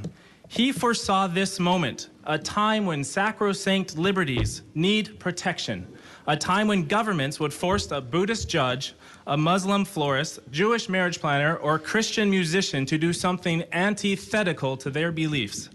I thank God that Colonel Mason was steadfast to demand that personal liberties be codified in a Bill of Rights. So here we are at the crossroads that he envisioned.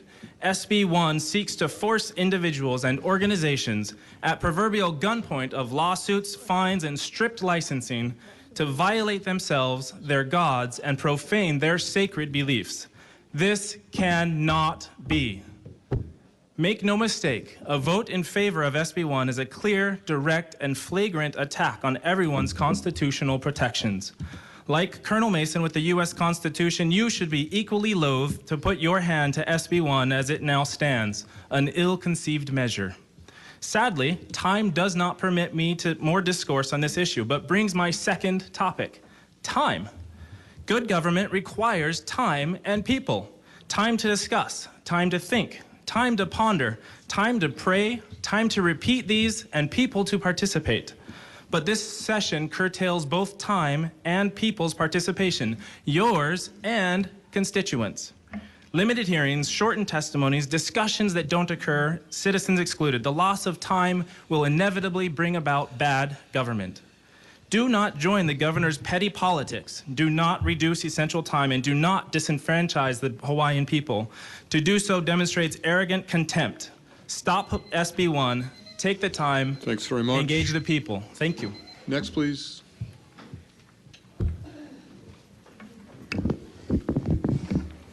Good evening, chairs and representatives. Thank you so much for giving us 2 minutes and asking questions, vetting the process. My name is, number 910. My name is Betty Jean Anderson. I'm a married voter, mother of 3. I was a home educator. I teach the Bible, and I've been a Hawaii resident for 33 years. Please oppose SB1. This bill is in conflict with the freedom of religion and the right to free speech. People of faith are already experiencing discrimination and being called bigots and homophobes and accused of hate crimes if they express what they've been taught in Scripture.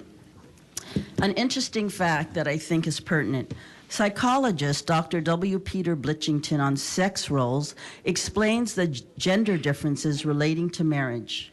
The male and female embryo are identical till the 7th week of pregnancy. The hormones, androgens and testosterone for the male, and progesterone and estrogen for the female, wash through the brain and spinal cord of the embryo, determining the male and female genders and characteristics, which together procreates the human family and the human race through the institution of marriage. This is a special and unique combination that creates the family.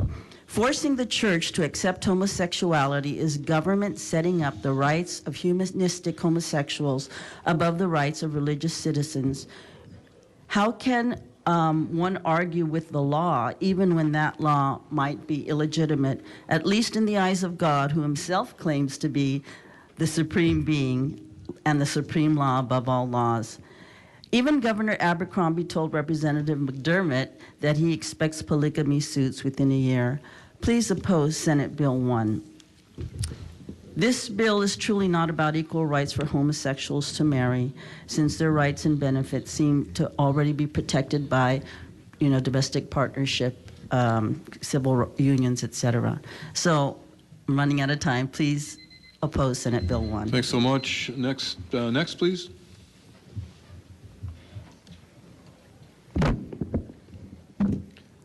Good evening. Number 919, speaking on behalf of my Auntie Pat, who had to leave. My name is Paul. Good evening, representatives. What an awesome title, representatives. I look at all of you, got some Japanese, got some Portuguese, and got some Filipinos. Your presence here is very greatly appreciated. My auntie wanted me to tell you that she's opposed to SB1. So since I have an extra minute and 38 seconds, I'm going to share with you some extra thoughts. You're going to do what you're going to do, but you're there to represent your constituents, the people that put you there, not your own personal desires or needs. I don't need to tell you your job. It's like you don't tell me my job, but I pay my taxes so that you can do your job. To the homosexual community, the church is not discriminating against you. This bill has pitted you against us and us against you. And that's not the point. That's not what we're trying to do. Jesus Christ came and died for us all because we're all sinners. The perfect Son of God came so that we could be together in unity with God, not fighting each other. Representatives, by normalizing, by giving credence to something that's not natural, you deny your own parents. We deny our own parents because it's a man and a woman that make children, and it's because of our parents that we're here. The homosexual lifestyle ends in there's no more genetic code for these people. But we all need help, and that help comes through God, through Jesus Christ. And I strongly add to my auntie's wishes, ask you to reject this bill, table it. Let's talk about it some more so that our communities can come together and we don't have the division that is tearing us apart. Thank you. Thank you very much. Who's next up, please? Good evening. My name is Ben Tamamoto. I'm testifying. My number is 920. I'm testifying in place of Glenn Akohito. Okay. I'm also praying that my phone holds up for the next 2 minutes so I can get my notes here. To the Honorable Chair Rhodes, Vice Chair Har, representatives of the citizens of the state of Hawaii. I would like to thank you, first of all, for your service to the state. But my opposition to this bill comes in the form of rhetorical questions that I hope you will carefully consider. Will this bill protect the rights of conscience of photographers, bed and breakfast owners, bakers? We could go on and on with these examples. Not just for weddings, but what about for funerals? What about for baby luau's? Will this bill protect the rights of conscience of these people? What happens if a same-sex married couple comes to church and wants counseling as a married couple and the church turns them away? Will they be protected under this bill? What if a same-sex married couple comes to a church and wants to serve on the worship team? Will they be protected under this bill? What if they want to serve in ministry? Will the church be protected under this bill? The special session with its abbreviated timeline does now not allow enough time for us to think through all of the ramifications of pushing this bill through. And I would say more strong language is that this bill is being rammed down the citizens of the state of Hawaii. None of the other states without same-sex marriage is holding a special session to do the same thing that we're doing here. Why are we rushing to change thousands of years of culture and society in a few days? I would also say that no amount of religious protection will make it right, because you cannot think of every scenario that will happen should this bill go through. All it would take really is one extreme couple that would want to push the envelope on this, and now a church or a business will be faced with years of litigation and attorney fees. That said, however, I do believe that the second best option would be for HB 6, which provides much more robust protection for churches. I urge you to vote no on this bill. Thank you. Next, please.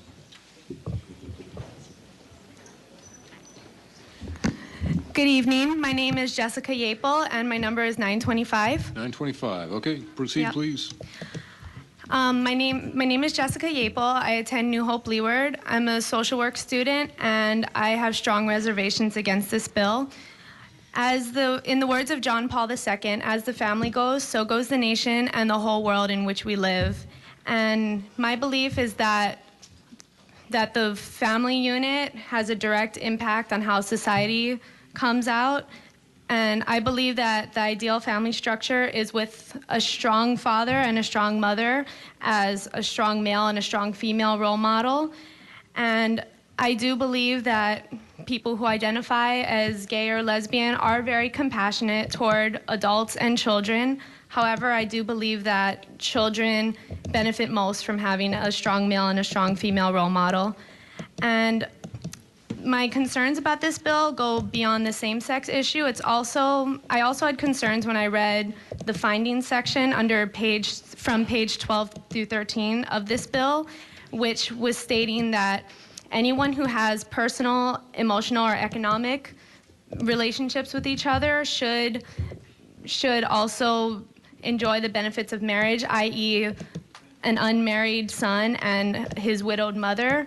And if we're trying to redefine marriage to include not only same-sex couples, but also people who are related to each other, I worry about how much further we're going to try to redefine marriage. So because of those things, and also I feel that we don't have enough evidence on the effects of same-sex marriage on a society, since we've only encountered same-sex marriage in our country within the last 10 years when Massachusetts legalized it in 2003. So those are my reservations about this bill. Thank you. Thank you very much. Next, please.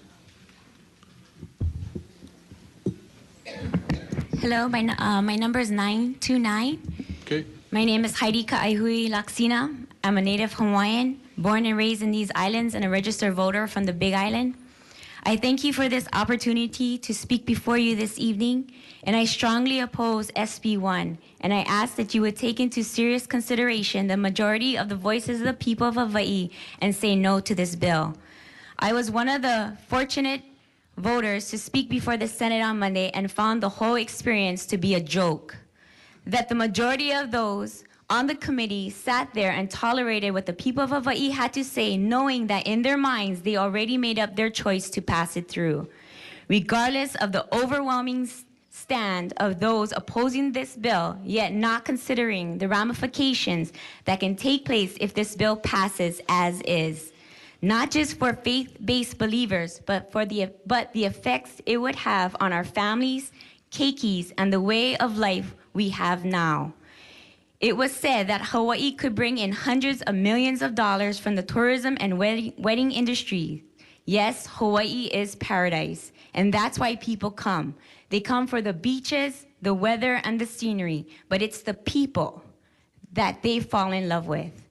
It's the people that carry the spirit of aloha, not the beaches, not the scenery, the people, the voters. The very people in which you are to listen to and then represent government of the people, by the people, for the people. With all due respect, Hawaii is not for sale, and we, the people, will not be sold out. So if this decision is too hard for you, then put it on the ballot. Once again, like in 1998, when 69% of the people of Hawaii declared that marriage is between one man and one woman. And yes, we gave the legislators the power, but the power was to uphold our voices, not to silence it. Thank you. Thank you very much. Next, please. I'm number 940. My name is Carol Miyashiro. Okay. Honorable Rhodes and Chairman Rhodes and Luke, and all of the rest of you who have been sitting patiently on this panel. Thank you for being here. I'd like to share a couple of things. And number one, I say I am in opposition to Senate Bill 1.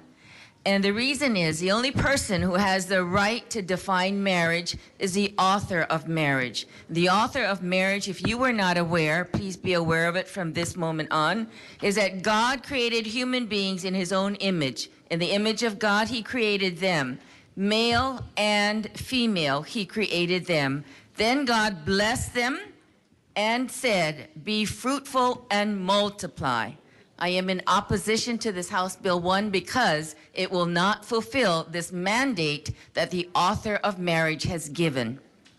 Number two, we heard a testimony earlier this evening from, I believe, a young man named Michael, and someone questioned whether or not, that change was possible. And I want to share again, this is in 1 Corinthians 6. Do you not realize that those who do wrong will not inherit the kingdom of God? Don't fool yourselves. Those who engage in sexual sin, who worship idols, commit adultery, male prostitutes, thieves, greedy, homosexuality, abusive, cheaters will not inherit the kingdom of God. And such were some of you, but you have been cleansed, you have been made holy by calling on the name of the Lord Jesus Christ. That man, Michael, was transformed by the power of God. So do not underestimate the power of God, who is the author of life, who is the definer and the architect of marriage, that provides safety, love, and protection, and total acceptance for every child who is born to a family that is made through a husband and a wife. Thank you. Thank you very much. Next up, please. Good evening. My number is 943. My name is Stephanie Jeremiah.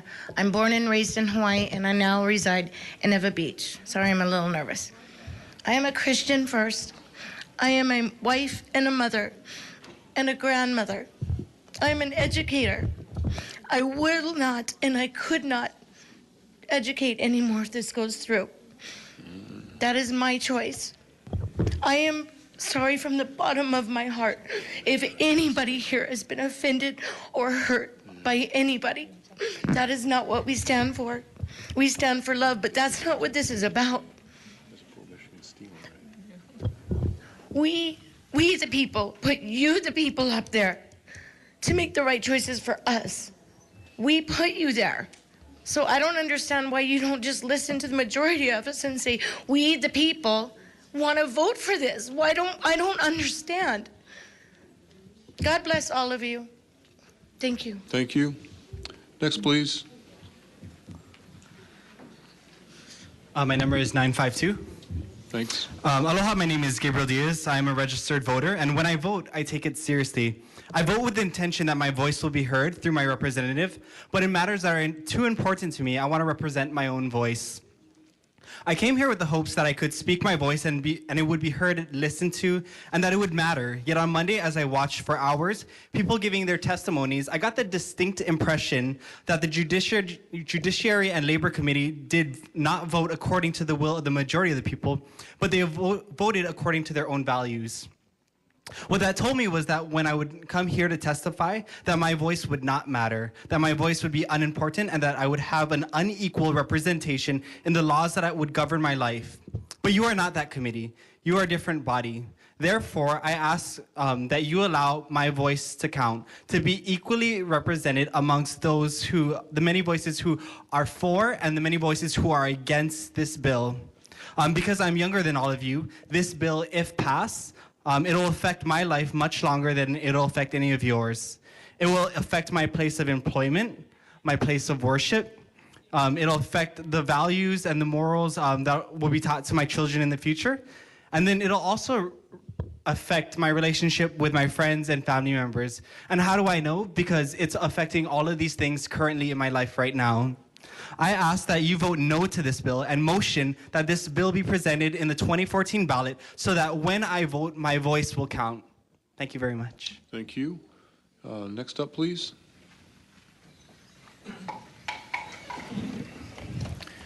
My number is 954. My name is Sam Mateo Sr., and I'm testifying in place of Clara Finney. Chair Rhodes, members of the Judiciary and Finance Committee, my testimony is in opposition to Senate Bill 1. My opposition not only for myself, but for my grandchildren, who have no say and have no ideas what is at stake at this week. I've been privileged to grow up in a family, traditional family, loving father and mother. I'm here to represent my grandchildren, who will be the ones affected most by this legislation if it is passed. I want them to enjoy the life in which I was privileged to have growing up with the same opportunities to choose what is right for them. This bill won't affect us. We've had our lives here to live, and it's been a pretty good life, but it will affect my grandchildren. This bill will take that right away from them. I encourage every legislature to take a serious look at what this bill will do to you, your family, your grandchildren, before committing to vote on this issue. It should not be based on a party platform. It should not be based for the recognition to receive federal benefits. If it is, then let's change the federal statutes so that these civil unions are recognized worldwide, and that is equality. This attempt at redefining marriage just because we have the votes in the Senate and the House, but may change later, is not justification to rush this bill through. Marriage between one man and one woman has been with us since the beginning of our existence on this earth, many centuries since. What makes you think we can change it in 1 week? Let us step back. Take a look at what is happening in the 14 states and the District of Columbia where same-sex marriages have been approved, and see what is good or bad, and let the people decide if that's what we want in Hawaii. I encourage all of you. Thank you for the time, the opportunity to speak to you, not only on my behalf, but for my children and my grandchildren who aren't here because they're home trick-or-treating, do the family thing. And I submit this testimony to you in opposition to this bill, respectfully. Thank you all very much. Thank you very much. Next, please.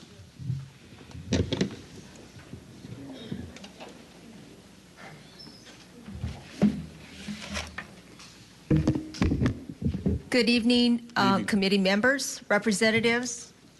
My name is Marie Rulin. I am from Hilo, Hawaii, House District 1. I am a mother, a wife, a nurse, and a grandmother. I came today to adamantly voice my opposition to this bill. I was not given the opportunity to talk to my representative Nakashima because he was out of town for the week prior to this session. When I called the office, the secretary said, I haven't had a vacation in 3 years. And Representative Nakashima had this conference planned way before the special session. I said to her, exactly. Representatives, your name, representative, means a person chosen or appointed to act or speak for another or others in particular. Please listen to the people of Hawaii. The Senate did not. The Senate was an abomination of justice. But we look to you, the House of Representatives, to do what is right. I want to end by asking you to go to the Heritage Foundation, which has a series of articles by Ryan T. Anderson. He speaks about the many social ills of redefining marriage. This is not something that the governor can push through or can put on your shoulders. I ask you to please vote no on Senate Bill 1. And in conclusion, I want to say, voting does not define what is right. One does not vote on truth. The truth is the truth, even if 90% of the electorate votes against it. If every American votes that on Monday no gravity will exist, thank you then very gravity much. will still exist. Thank you. Next, please.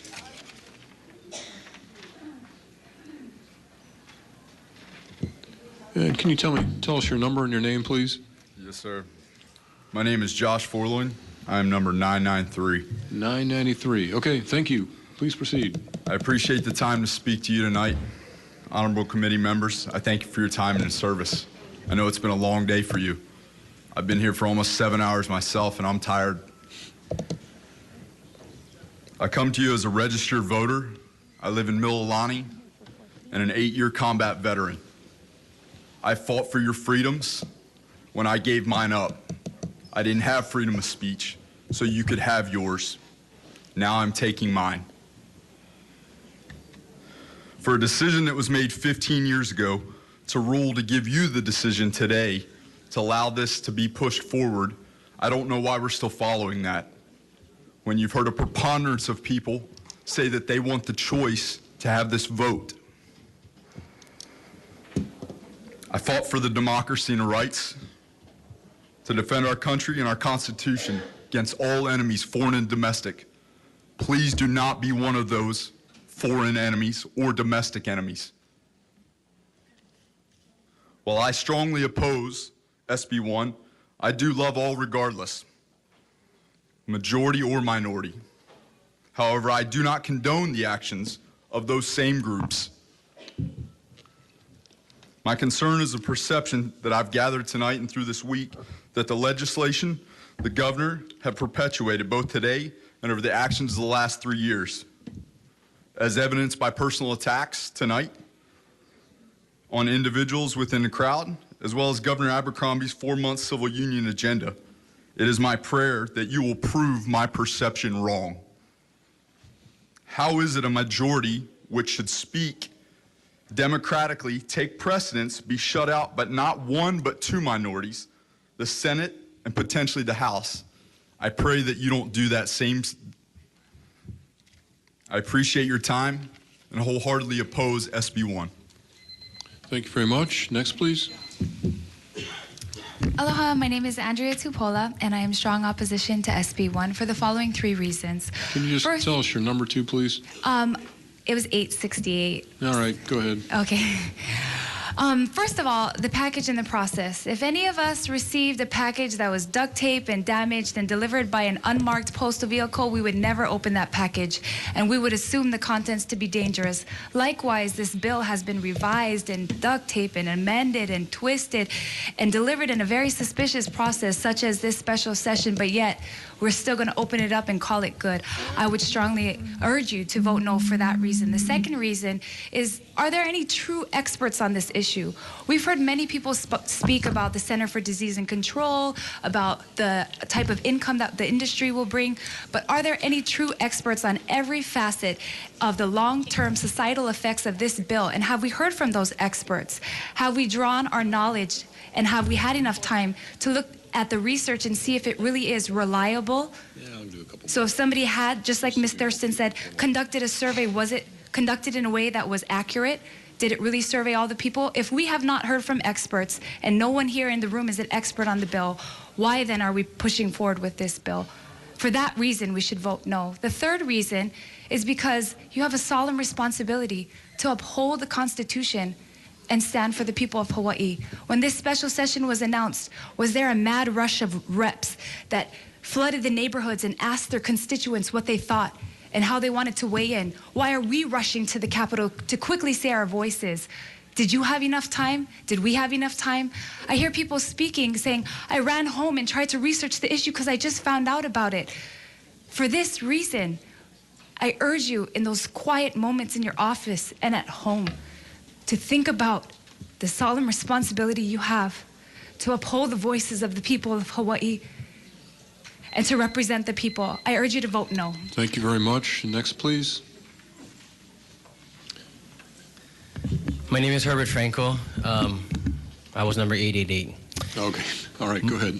Yes. And I stand in defense of truth, and I stand in permanent opposition to Bill SB1, which seeks to redefine divine providence's purpose of marriage between a man and a woman. By trade, I'm in business, and by blood, I'm Hawaiian. But by truth and divine order, I am and forever will be a husband, a father, a son, and a friend. Though I do not agree with same-sex marriage, I do not dispute that issue tonight. I do, however, unequivocally dispute the ignorant, irrational, and inherent fallacies perpetuated by the use of a special session on this matter, which is important to both sides. Furthermore, as a citizen and as a tax-paying registered voter of the state of Hawaii, I challenge the false and assumed power taken on this matter by the majority of the Senate, the governor, and by some members of the House through the use of this special session. I understand what the constitutional amendment from 1998 implies, but I also know what it does not imply. It does not imply that we cannot, nor are we not allowed to vote on this matter. Furthermore, what is legal does not mean that it is ethical or moral. The message is clear. Let the people decide. If not, we will be sure to decide come election time, November 2014. Thank you. Thank you very much. Is there anyone else with a number below 1,000? Okay, please, go ahead. What's your number? 879. Okay, go ahead. Aloha, everybody. My name is Alberta Kiamo. I have been born and raised in this island. I have enjoyed the beauty of it. I've been raised by goodly parents as well. I've been taught right from wrong. I enjoy all that this island offers because of the government and all of the laws that we have been living all of our lives. I am opposed to, well, first of all, I just want to also say thank you very much. It's been a long day, I know. A lot of sacrifices have been made. I myself just came from Kaiser Hospital. My sister-in-law had a massive stroke today. But this bill is so meaningful for me. It means so much, not only for myself, but especially for my grandchildren and my great-grandchildren to come. So a lot of people are making a lot of sacrifices, coming from outside islands, more than one day. It's because it's so important, my dear brothers and sisters on this panel. My reasons for objecting to SB1 is that it's unconstitutional. I don't even know why we're here tonight. The people of Hawaii have already voted. Why have Why are we not honoring the decision that we made back in 1998? Why are we not supporting the will of the people? Why are we entertaining the will of a few at the expense of so many? Lack of time and education, this has been repeated all day long. Why haven't you been able to rush to educate us instead of rushing with this process? Why didn't you come out and try to rush the process of educating us, helping us to understand what this is all about, instead of causing the division that it's caused between Christians and non-Christians? I don't like the position that this bill has put us in. We do love one another here in Hawaii, and we want to keep it this way. Please, I oppose SB1. Thank you very much. Anyone else with a number below 1,000? Okay, seeing none, members, any questions for this last group that testified? Representative Lee. Thank you. Is Betty Jean Anderson still here?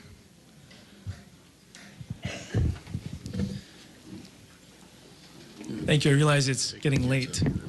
But I want to follow up on some of the comments you talked about family and everything else. You know, I'm pretty sure we can all agree that gay people are generally born by straight people, generally speaking. But so if down the road, whether in high school or college, or even after that, you had a child that turned out to be gay, and they were happy with who they were, would you not want them to be able to marry the person that they love? I think that I would take the same position that the Lord takes towards us. He loves us, but he still requires us to obey his commandments. Don't kill, don't steal, don't commit adultery, respect your parents.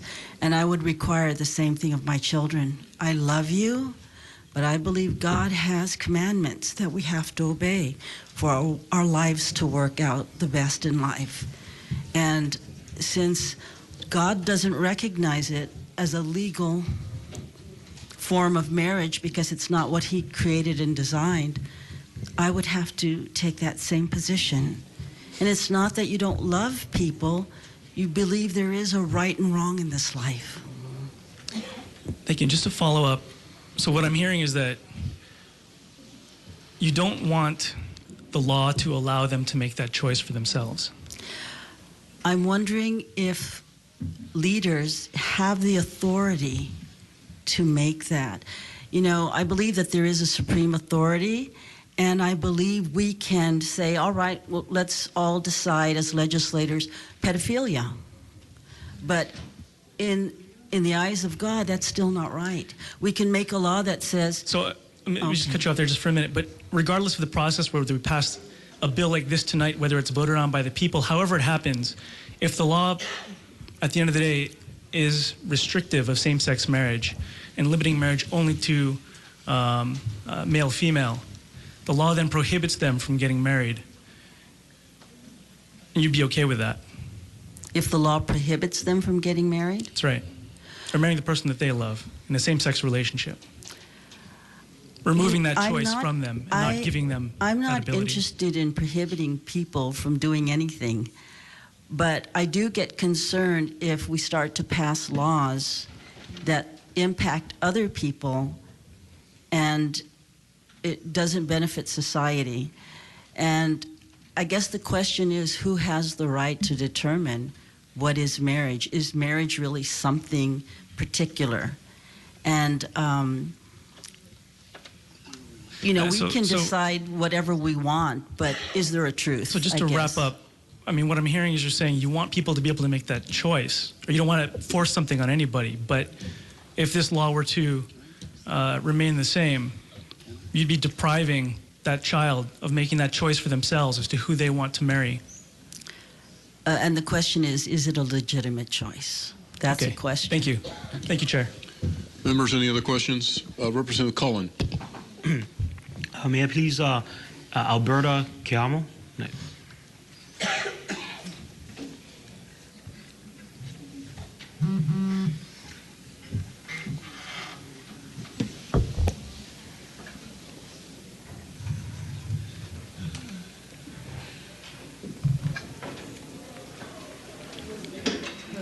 Thank you. This question, you know, sitting here listening to the testifiers, when I walk out to go see the excitement out in the halls and seeing everybody focused on their testimony, and hearing you mention that you came from the hospital just visiting a family member, what drove you, or how compelled are you to testify tonight?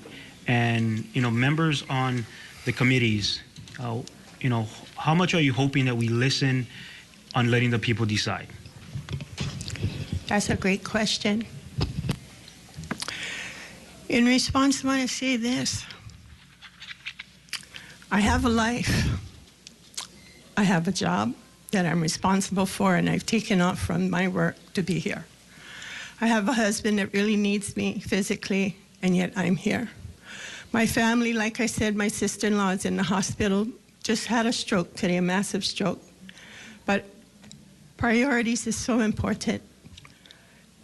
My family is important. But this bill is going to create a Hawaii that is foreign, that will be foreign to me. I know Hawaii to be the place of love and unity. Our motto is Umau Keia, Okaaina Ikapono. The land is preserved in righteousness. It's perpetrated in righteousness. The path we're taking will take us away from our very own motto. It's very important to me to be here and to be heard. I'm not the most eloquent speaker. I'm so nervous right now, I can't even begin to tell you. But it's my heart that is speaking to all of you. Please listen to the people of Hawaii. Thank you, Chair. Thank you. Thank you. Members, any other questions? Representative Kawakami. Thank you, Chair. Could I have the gentleman that served our country? I'm sorry, I didn't catch your name. And I apologize. Excuse me. Joshua. Joshua. First off, Joshua, I want to thank you for serving our country and for fighting for our freedoms. It's my pleasure. I commend you, and I look highly upon anybody that serves our country in that capacity. I, too, have had family that served our country in the military. And their motive for serving our country was to fight for our freedoms. I mean, there was a time where Japanese Americans were looked upon as enemies of this great country. And I can recall stories from my uncle about the necessity to fight for my freedoms and that I wouldn't be oppressed. And I want to thank you for continuing that service. My question is during your service, have you served with any gay military brothers and sisters that served with you? No openly gay, no. Because at the time it was not allowed. There are certain things that within the military, certain moral restrictions and bounds that you cannot cross, and you cannot be in the military if you decide to cross those. One of those was homosexuality at the time. Another would be cheating on your wife or swinging or anything of that nature. It was not tolerated. Does not mean that you cannot do it as a citizen. It was not tolerated and will not be tolerated in the military at the time I served. Okay. Well, according to some statistics, there are roughly, and it's a relatively small amount considering how big our military is, but about 66,000 estimated, because the military doesn't keep track of accurate numbers because it wasn't allowed at that time. But there were 66,000 gay, lesbian, and bisexual people serving in the military, which is only roughly 2%. And I'm sure that they were fighting for their freedoms too, and I want to applaud that effort. And that was my basic question, just to ask if you had served with any gay or openly gay individuals in the military during your service, and you answered my question. I want to thank you for that. Representative, if I could, I would just like to ask you what bearing that has to do with what we're here to discuss today. What we're here to discuss is the fact of whether we should let you decide our future or whether we should decide our future. I appreciate the fact that gay, lesbian, trans, or bi decided to serve by us. I appreciate that. Thank you. I love you the same. That is not what we're here to talk about. We're here to talk about whether you will represent what the people in Hawaii want done or whether you will let us do it. That's what we're asking for. I want to have a good night. Members, any other questions? Okay. Seeing none, we will go ahead and move forward. We're going to take the families with cake. Being a family-friendly legislature, we're going to take you guys out of order so you can take your kids home. But then the next group should start getting ready, starting with 1001 and going up to 1100. So the families with kids, come on up. Oh, did they? I'm sorry. Somebody have a question? I don't see anyone. Go ahead. Come on up.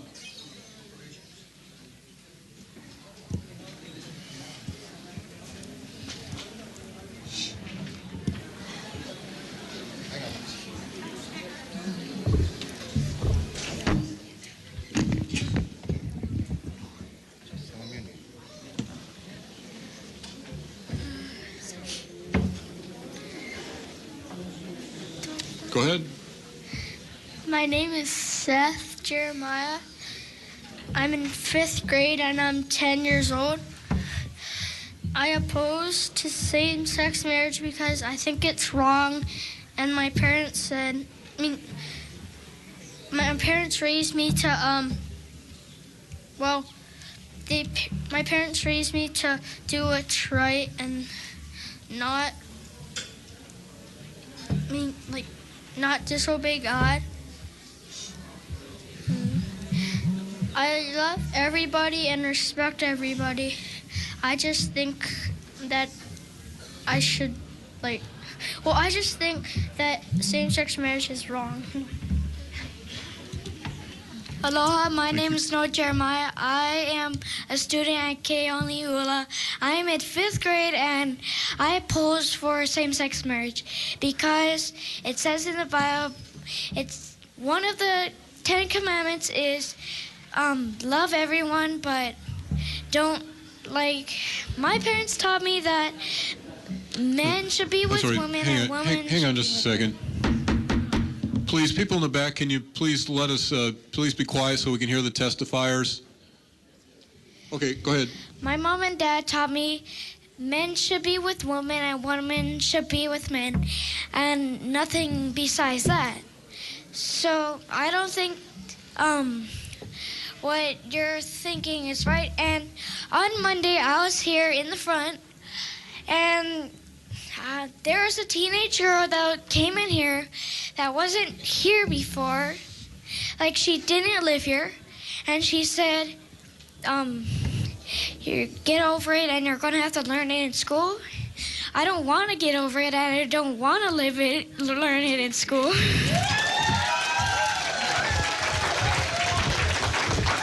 Okay, thank you. Who's next? If the audience is going to continue to clap and be disruptive and extend our hearing any further, we're going to ask you to leave because we're trying to speed up as many people as we can, and we still have about a few thousand more people to testify. Okay, go ahead. Thank you for allowing me to speak. My name is Teresa Sorensen, born and raised in Hawaii, graduate of the university and a veteran of the armed forces. I come from a family of 4 sisters and 4 brothers, one of whom is a bisexual. By the grace of God, my parents were allowed to express their freedom of religion in this country, and we were commanded by our faith to love God and to love our neighbor. And now I have passed this down to my own family. I love and support my bisexual brother and try to understand what his needs and wants are. However, what are my needs and wants? But more importantly, what is best for my community and the state of Hawaii? As a Christian and citizen, with SB1, how will this bill affect my freedom? If this bill is passed, as a Christian, will I be forced to accept same-sex marriage as being normal, when my moral values tell me it is not? With SB1, will I be able to speak freely to my family, friends, and co-workers that 2 men marrying is not normal and against God's laws? Marriage in itself is equality. Marriage is a relationship of 2 of the most basic human life forms, a man and a woman, who are equal partners to each other and become one. Marriage is the most basic form of a community. It takes a man and a woman to procreate. So where is the equality in that when only one gender will be present in raising a child? Thank you. Thank you very much. Who would like to go next?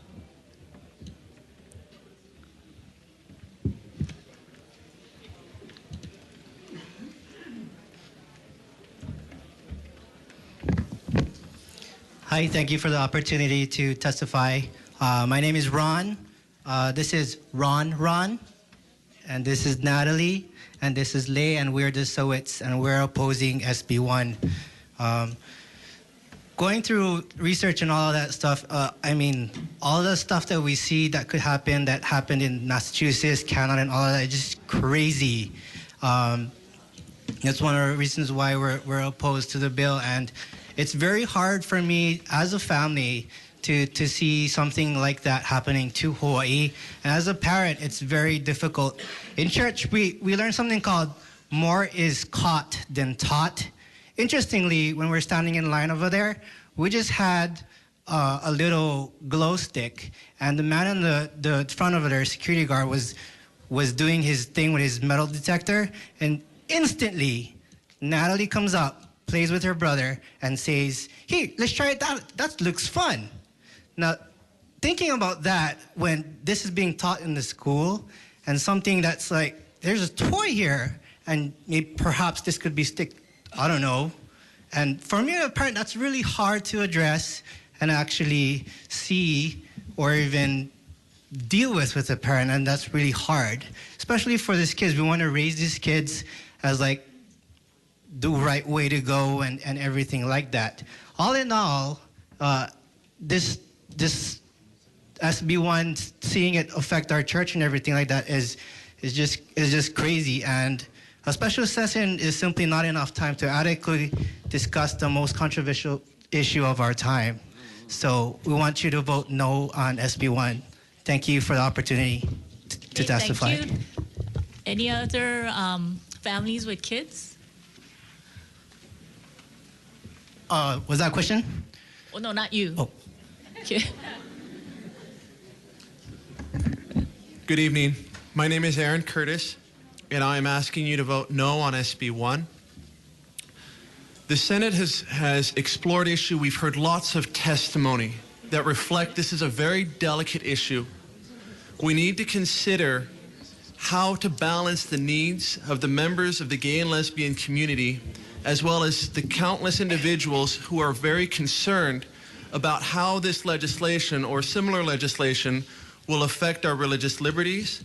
And we need to know, or we need assurances on what exactly is going to be taught in the schools, how this will affect the delivery of health and human services, and what impact this is going to have on individuals, small business owners, and families. We look to the mainland and see lots to concern us, okay? Now, I recognize we live in a changing time, okay?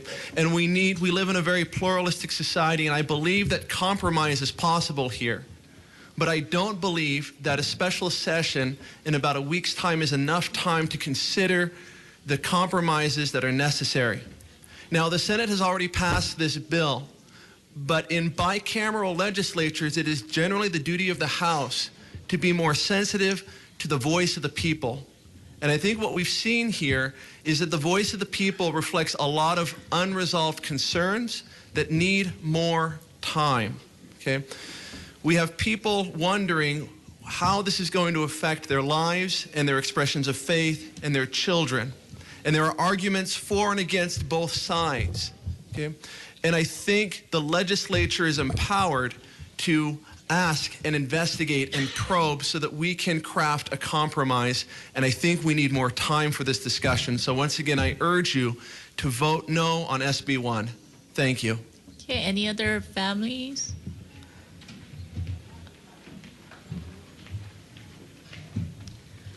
Aloha, thank you for your time. I'm Molly Curtis, and I brought my husband and my 7 kids down here today because I feel that family is something very important, and I need to show how important it is to me. And as I was standing out there with my sign with my kids to please vote no, a lady walked past and said, "So sad that you're teaching your children to hate."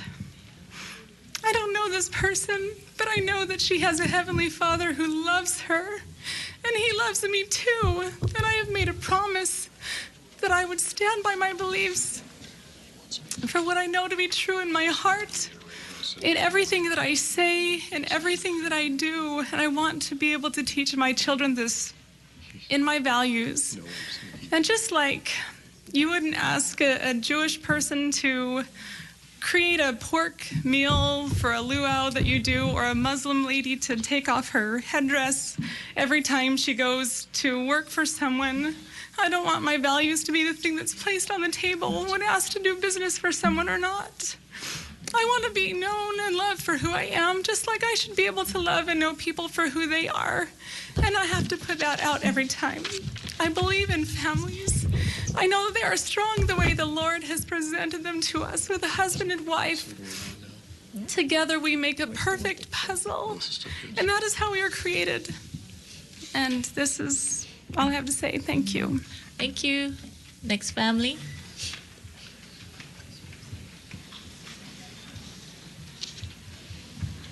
Okay, so I am 16 and my name is Aaliyah Murphy and I am pregnant. And recently I decided to place my baby for adoption because I wanted to give her the best family I could possibly give her. And you cannot tell me that my baby does not need her father. And you cannot tell me that you can teach my little brothers and sisters or my future daughter something that I believe is wrong. I have many friends that are bisexual or gay, and I love them so much, and I support them, and they are my friends regardless. I do not hate them for what they do, but I oppose this bill because it attacks so much of what me and my family believe in, and it is against what God has put on forth for all of us. Marriage is very important to me, and it's not something that should be changed because we don't have the right to change it. And I guess that's all I have to say. Thank you. Okay, next. Oh,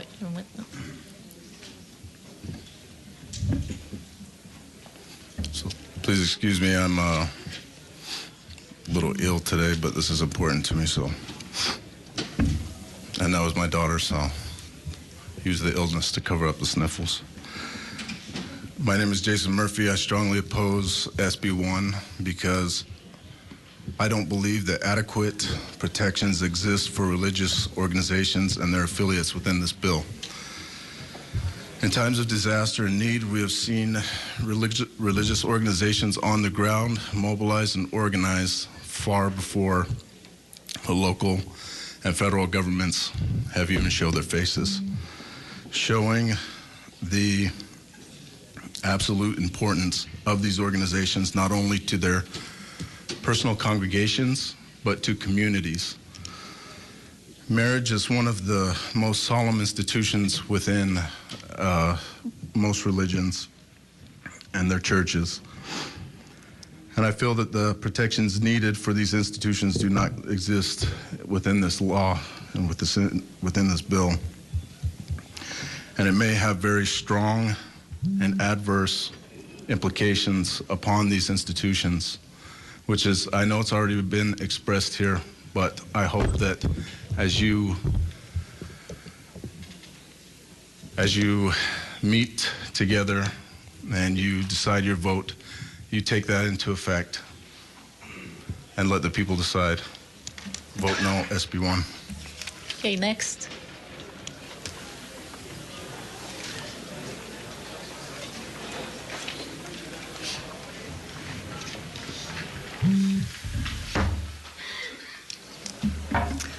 Aloha, my name is Desiree Adams, and my keiki are upstairs sleeping on the concrete benches, so thank you for allowing me the opportunity to come in a little bit early. I strongly oppose SB1. I just want to give a little bit of history about myself. I would consider myself one of the worst of sinners. I've been enveloped and wrapped in drug scenes and everything, but God has saved me, and He has changed my life, and my life now belongs to Him. And I don't consider my life my own anymore. So if this was to pass, and my freedom of religion, my parental rights were challenged and threatened, I'm willing to go to prison.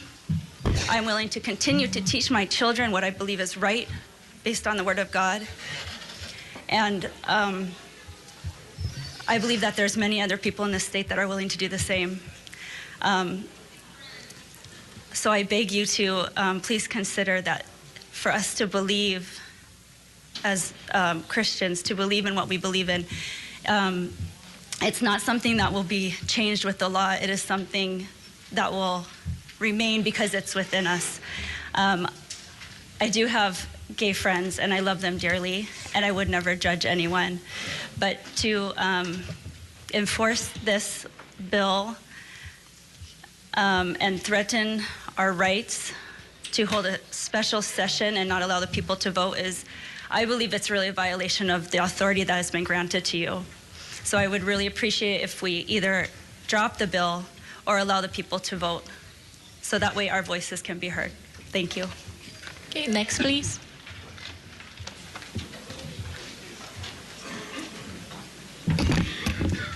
Hi, members of the committee. Thank you for allowing me to testify. My name is Larissa Ho'opai, and I'm a 15-year-old high school student. I am testifying on SB1 regarding same-sex marriage, and I am strongly opposed for the following reasons. One, because my future schooling will be based on the foundation of homosexuality, and that will be saying that homosexuality is okay, and I do not believe that. Two, this is a constitutional rights issue regarding the First Amendment, and I believe that this needs to be brought to the public vote so my parents can protect traditional marriage. And three, as a minor and a high schooler, I strongly feel that no matter how caring a same-sex parent couple may be, every student needs a mother and a father. A mother to guide me in the ways of becoming the young lady that I would like to be, and a father to help me understand how I should be treated as a female from a man.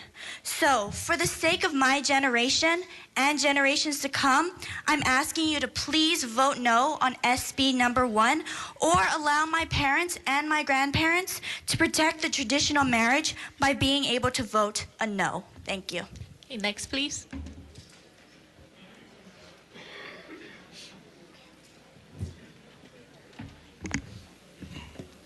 Good evening, members of the committee. Thank you for this opportunity to testify. My name is Crystal Tanaka, and I am a 16-year-old high school student. Reading through SB1 brought many questions to my mind, but one thing that became evident to me is that this bill has the potential to impact the keiki of Hawaii for generations to come.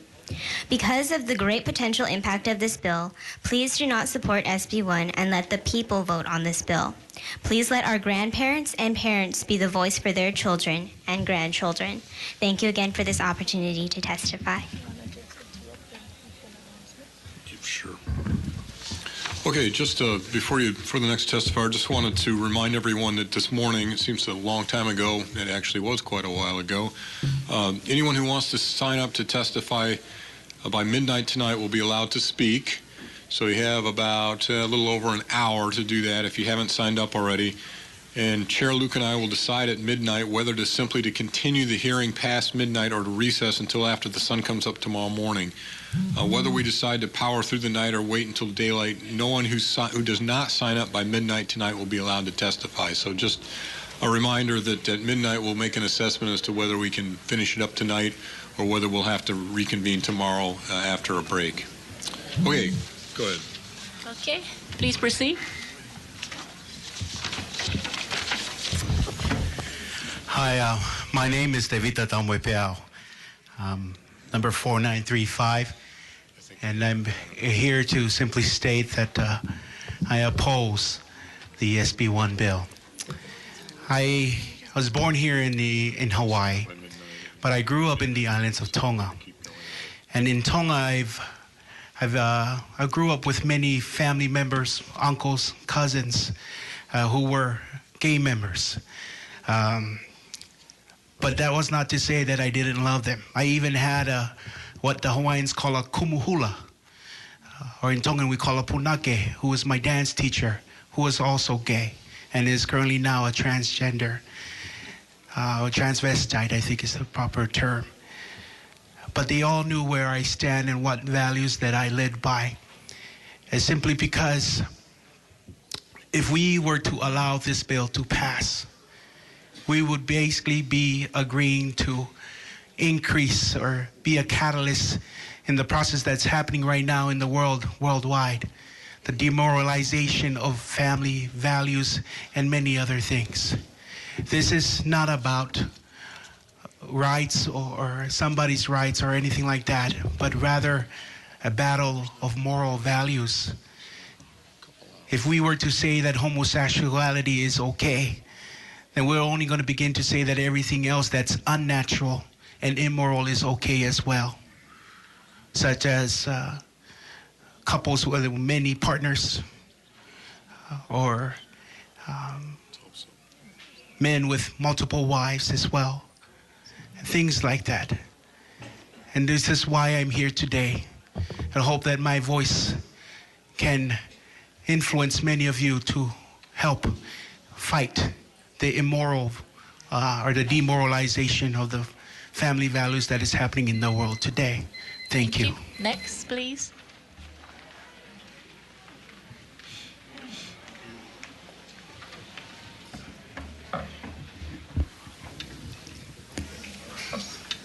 Oh, it's not morning yet. Good evening.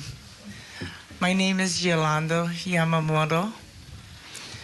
I am a citizen of Hawaii. I am a Christian.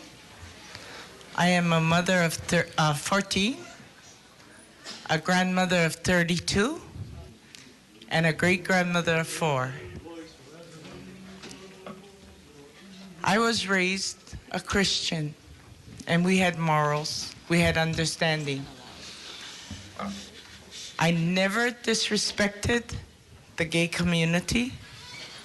I've always had friends and family members. We were family in Hawaii, and we respected each other. We might not agree with the choices they make, but we respected them. But now we're getting stripped of our rights in religion and our morals. I don't think that's fair to us. God made heaven and earth in 7 days. And humans are going to change this thing in 6 days? You need more time. The people are asking you. The people respected you. They listened to your call. They answered your call. They elected you in office. Now we, the people, are crying to you. Your people, hear the cries of your people. They're crying out there, and they're asking you, please give them the chance to vote. We gave you the chance to serve us. We voted you in. We trusted you. Okay. Trust us. Thank you. Next. Aloha, I am Mariah Shisakaili. I am 15 years old, and I strongly oppose Senate Bill 1. The reason why I strongly oppose Senate Bill 1 is because of the unknowing it will bring to our school systems. As you may know, that in Massachusetts, they have passed same-sex marriage law, and their Board of Education has turned drastically. They have allowed homosexuality be taught in their schools, and they have no say in anything their children are being taught. The parents have no choice but to let their children learn about this lifestyle because they have no opportunity or say to let their children opt out. They have no parental right anymore to what their children are being taught. And as a student myself, if this passes, I wouldn't want to learn about homosexuality. I wouldn't want to be forced to learn about their lifestyle or the things they do. That's what they do in their own time. I don't want to be forced to learn about it and think of it as a natural way. So this is why I strongly oppose Senate Bill 1. Thank you. Okay, next.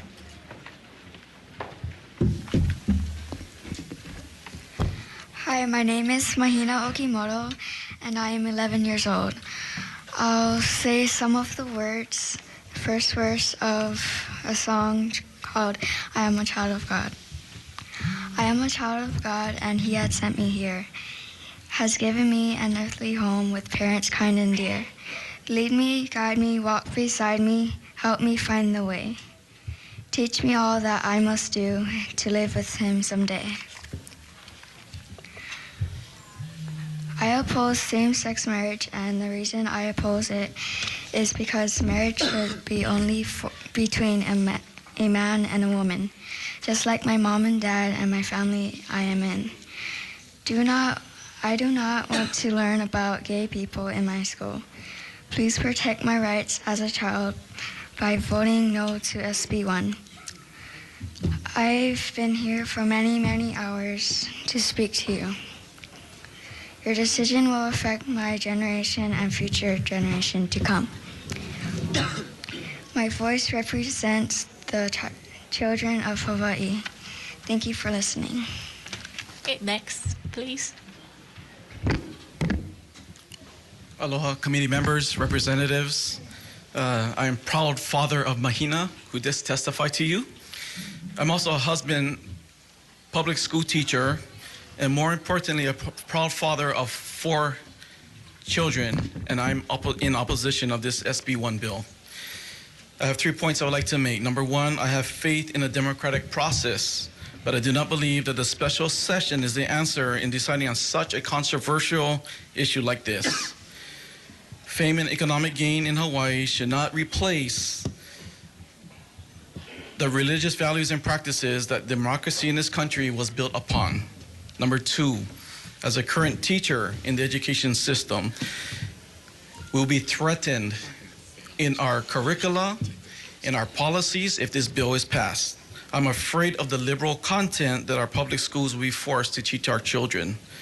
Since policies in the DOE are constantly changing, we need laws that will protect our children from being exposed to such extreme lifestyles as the same-sex marriage.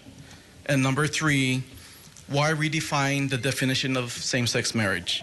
We have been fined for centuries under the current definition. The importance of preserving the sanctity of a God-ordained marriage.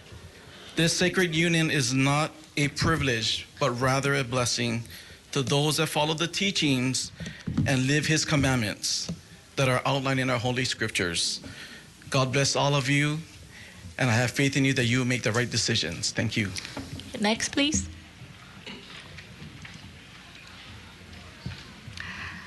Aloha. Thank you for the opportunity to speak. My name is Ramona Okimoto. I am a native born and raised in Hawaii. I'm a mother, wife, wedding business owner, and concerned citizen of this great state. And I am against this SB1 bill.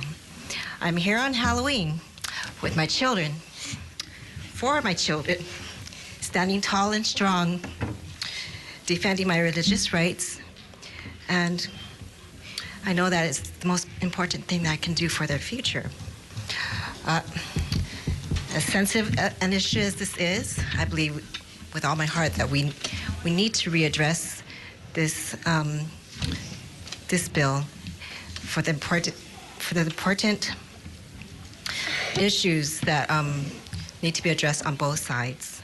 I have family and friends on both sides of the issue, and I truly love them. It's not about choosing between their friendship and their love. I love them regardless. And the Lord has taught us that we need to show love towards everyone. I believe they have rights. There's other ways that they can achieve these rights.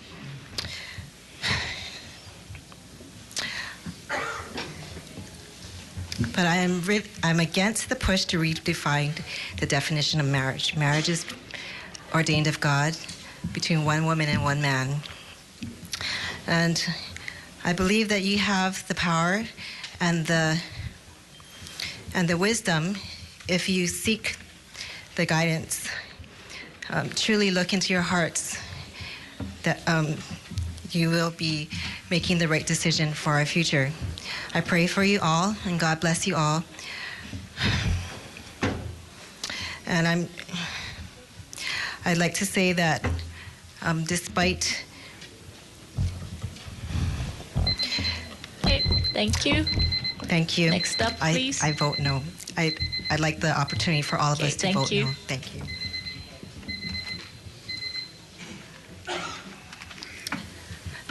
I also, I wanted to say a few words, and he does have his number.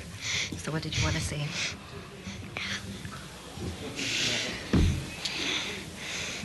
Let the people vote. Let the people vote. Thank you. Just say no. Thank you for to say no. Thank you. Okay, please come up. Good evening. Thank you for listening. My name is Jaden Olima. I am 10 years old.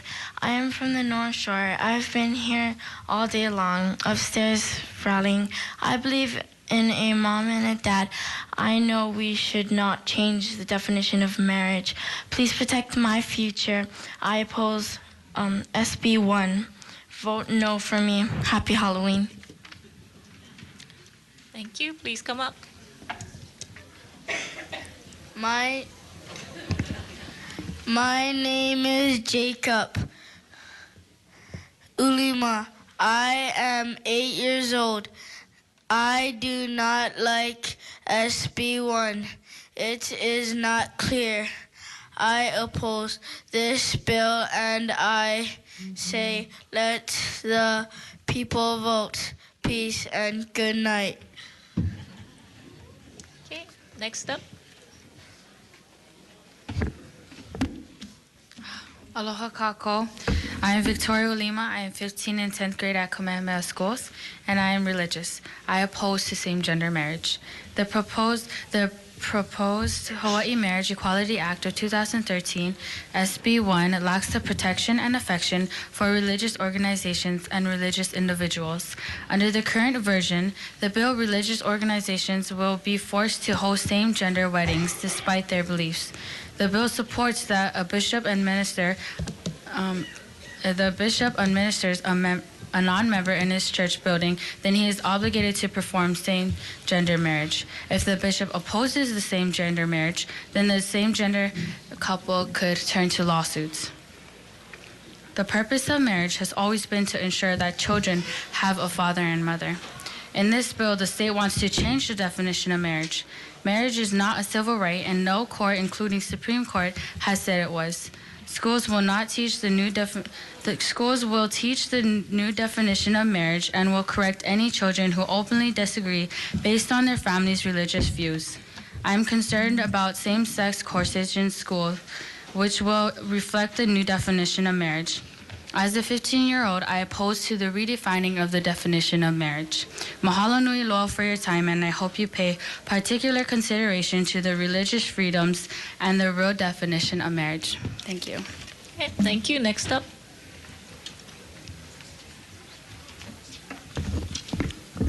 Good evening. Thank you for doing what you need to do. Thank you for doing your best with what you have to work with. I'm sorry you have such short amount of time to do this. This is not a matter for special session. I oppose Senate Bill 1, marriage equality. We do not need to redefine marriage. Let us call it what it is. Same-sex marriage. as pastor, same-sex pastor number 777 maybe, he believed a lot of things.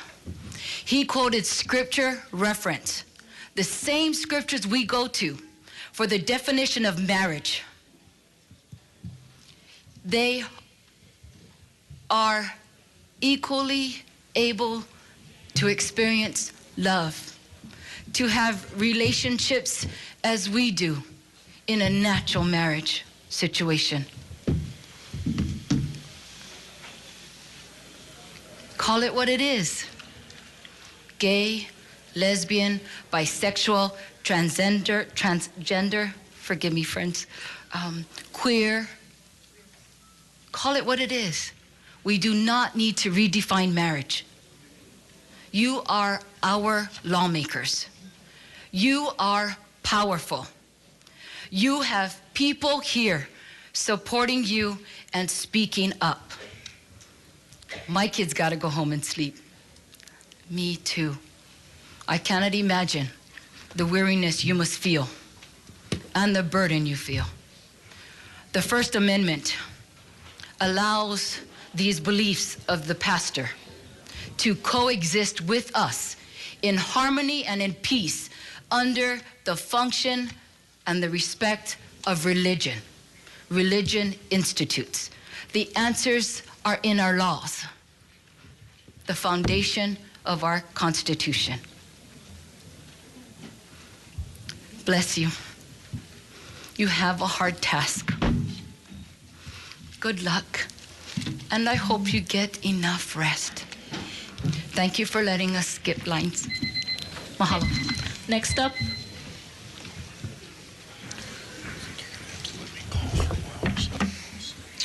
Aloha. Aloha, my name is Austin McGlinty and I oppose SB1. I am 14 years old and I am a president of Fellowship of Christian Athletes. I am a youth preacher at Hope Chapel, Olomano. I came here on Monday and I watched all the hearts on top of the road getting votes, trying to get the you people to vote, to let us vote. It was really confusing to me because I went home and I watched the rest of the hearing on Olelo, and I watched, I believe it was Clayton He didn't let the majority rule. And I believe that was so unfair. We voted you to be our voice. We voted you to help us make decisions what's best for us, for my generation, for generations to come. I ask you, if you are gonna make a decisions tonight, please think about the future. Think about the kids, what's gonna happen to them. If I ask you to please, if this bill is gonna interfere with their dreams and hopes, please do not pass it. Thank you. Thanks very much. Next up, please. Aloha, my name is Willis Kekai Ka'aili'i, son of William La'akea Ka'aili'i. I come from the Church of Kahale o Yesu Christo, Nala e Kolu, Ame e Kolu Po. And I sit over here and I look at each and every one of you and I see all blank faces. I don't like that. Because why? Because my mother, my family put you guys up there. Put you guys up there so you guys can represent us on what we believe is right. What my family, what their family, and even the gay families believe is right. We put you guys up there. Thank you, Cynthia. I've been watching you for a long time. Thank you for giving us your time, especially you, Mr. Richard. Thank you, because I have noticed. But I am against SB1. Me and my family, me and my whole family. The majority of those that live in Hawaii are against SB1. We want the chance to vote. We want the chance to vote. We want to hear, we want our voices to be heard. Yes, I am Hawaiian. And I do not appreciate when somebody else talk and you guys look the other way. I don't like that. Because why? Because it shows disrespect. We don't disrespect you. Please don't disrespect us. when we talk to you guys, please acknowledge us. Because why? Because when we put on our ballot, when we mark your name, we will believe that you, each and every one of you, can represent us rightfully, regardless of who we are. And that's going to represent us. So we ask that you please represent us. And I strongly oppose SB1. Thank you very much. Thanks very much. Next up, please.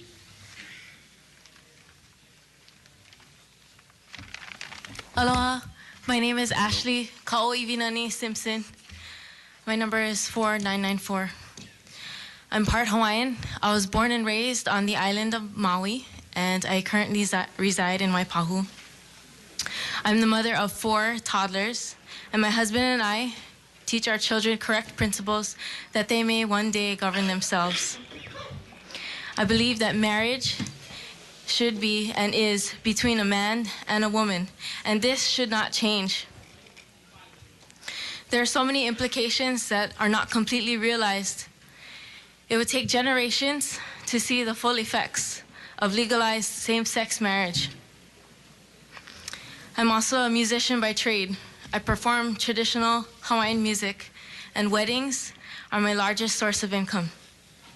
As a tax-paying business owner, I've read through this bill, and I cannot find a single clause exempting me from having to perform for a same-sex marriage or reception.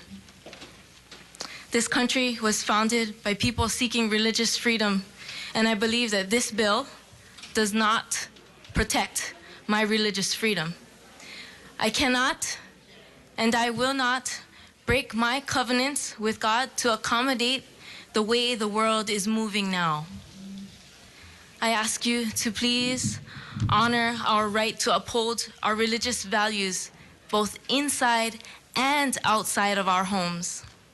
Allow us to live by the correct principles that we have been taught. Please allow the democratic process to be upheld and let the people decide.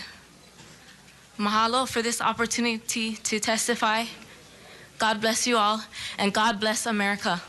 Thank you very much. Next up, please.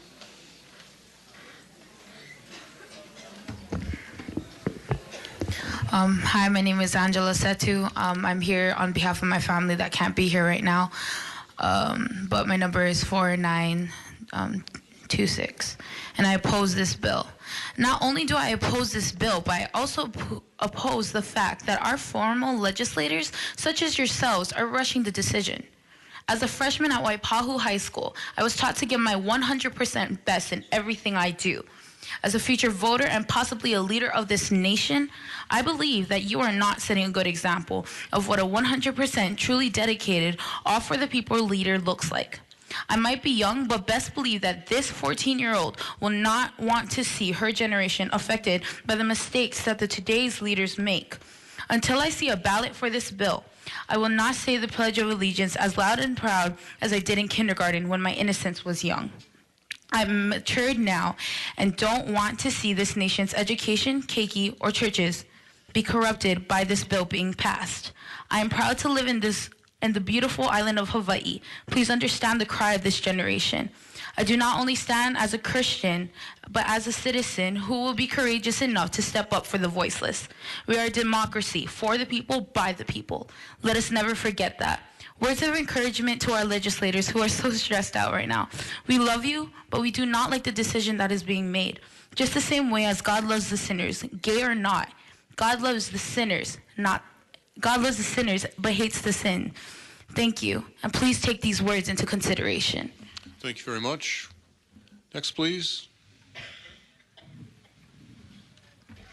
Hi, my name is Victoria. I'm 13 years old, and I oppose SB1 because I believe this is against God's law.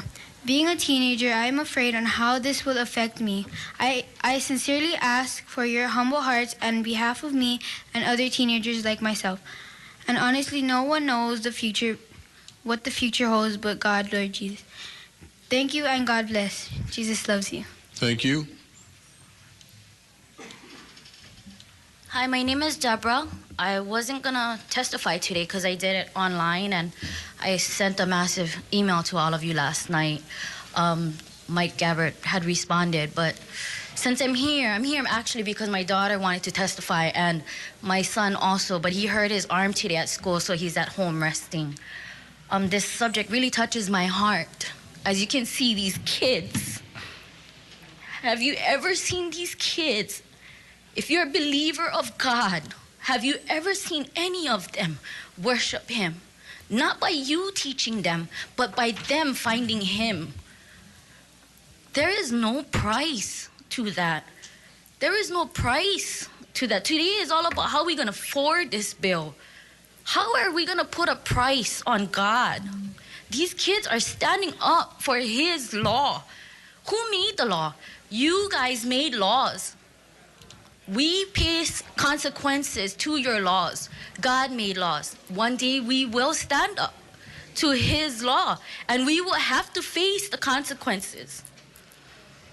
I was so afraid to say this, but I need to say this to you folks because I need to quote my father on his life scripture, and his life verse was Revelations 22 verse 13, and he says that He is the Alpha and Omega, the beginning and the end, the first and the last. He will prevail. If not now, He will see you in the end.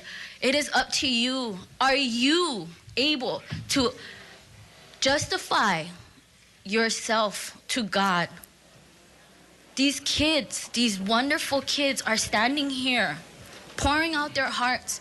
We've been doing this every day. I come on my lunch hour and I pray. We sign wave, not because we're against what they go through, what they choose. We're standing up for God's law. And I oppose this bill. Thank you. Thank you very much. Next up, please.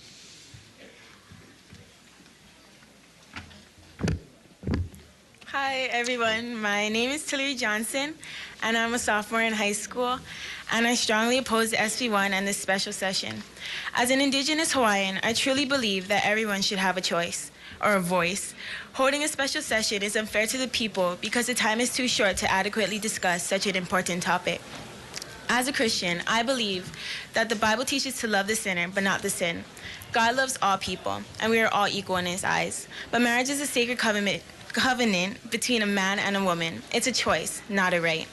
For the First Amendment in our Constitution grants us the freedom of religion and speech. If this law were to pass, will we still have that freedom, or will our freedom be restricted? Watching all that has been going on with the special session shows me that the government system does not work. This was proven to me on Monday night when the majority of the verbal and written testimonies were in opposition of the SB1 and the bill still passed. I feel that what we say as citizens don't matter, and I thought that the government was supposed to work for us and not the other way around. As a youth, I look up to you, the elected officials, to set the example and speak on my behalf. Is mocking the democratic process what you want me and my generations to learn? Do we really know how this law will affect my generation and generations to come? If we don't, then why are we rushing to pass this law? 34 other states don't permit it, so why are we rushing into a special session when we don't have to? Time is on our side, so please take into consideration all possibilities before rushing to make a decision. Thank you so much for letting me say my testimony. And Thank you very much. Next up, please. Good evening. My name is Edwin Johnson. I am a resident of Hawaii. I live in Kaneohe. I'm also a registered voter. That's my daughter.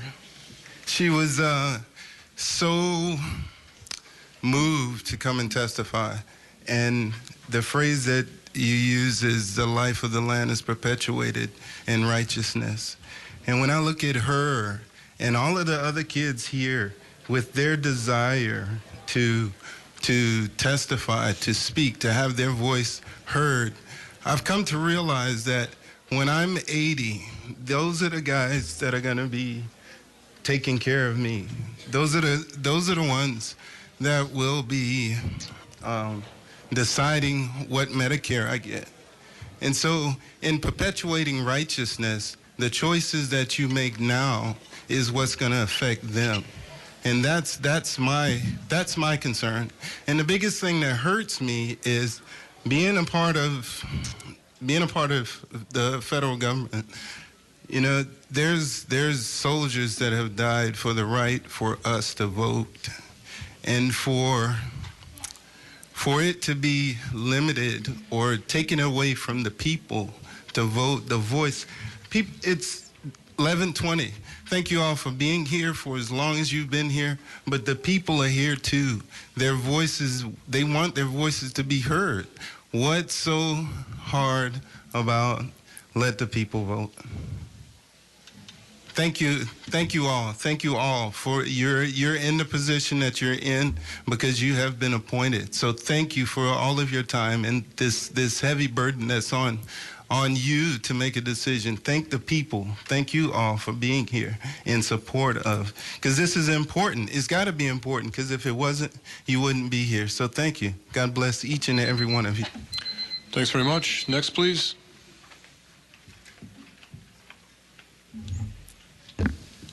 Hi. Thank you, Chairmans Rode and Luke and the committee for allowing me to, for the opportunity to testify.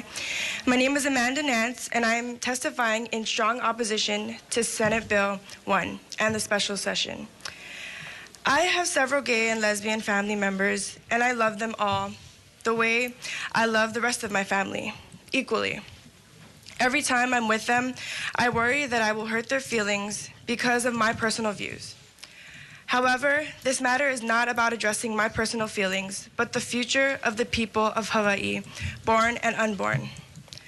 I, as a young adult and a newly registered voter who will be voting next year, believe this is a very controversial issue that should not be rushed into and be allotted the proper amount of time to consider, in the long run, what this bill will do, not only for the gay community, but all the communities in Hawaii. You were elected to protect the rights and work as the voices of all the people of Hawaii. Let the voices be heard.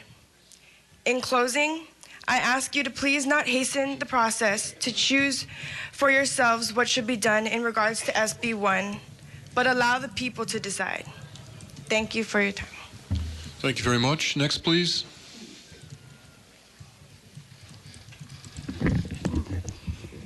Aloha, Chairmans, Rhodes, Luke, and Committee. Thank you for allowing me to testify. My name is Nicole Andrus, and I strongly oppose SB1.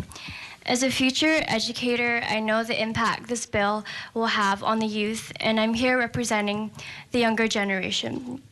I love the homosexual community, as one of my sisters is in a homosexual relationship. She understands where I stand, however, and no matter what, she is my sister.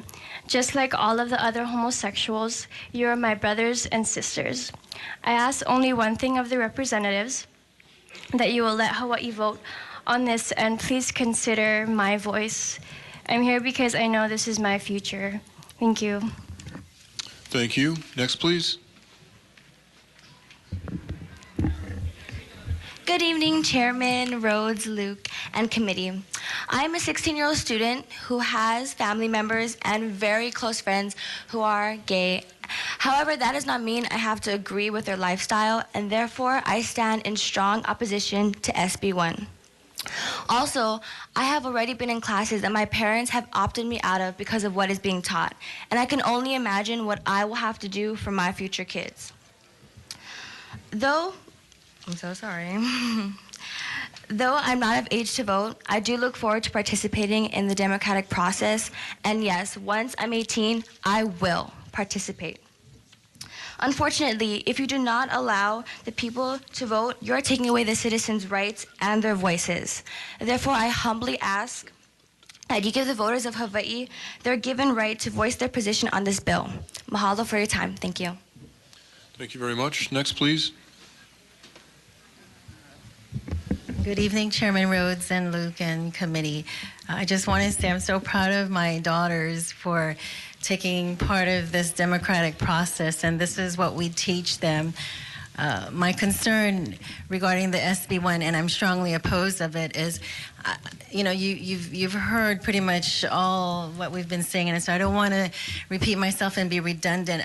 But I do want to emphasize my concern as a parent, as my daughter stated earlier. At this point, the law SB1 is not the law of the land, and so therefore we parents still have the option to opt our kids out, which we did on certain topics that were very sensitive. And I gotta say, the public school system was more than accommodating, and that's what I'm afraid of. If this bill passes, you are gonna restrict our rights as parents. You've heard it. There was this other lady, a retired educator, that talked about Massachusetts. So she verified with someone in Massachusetts.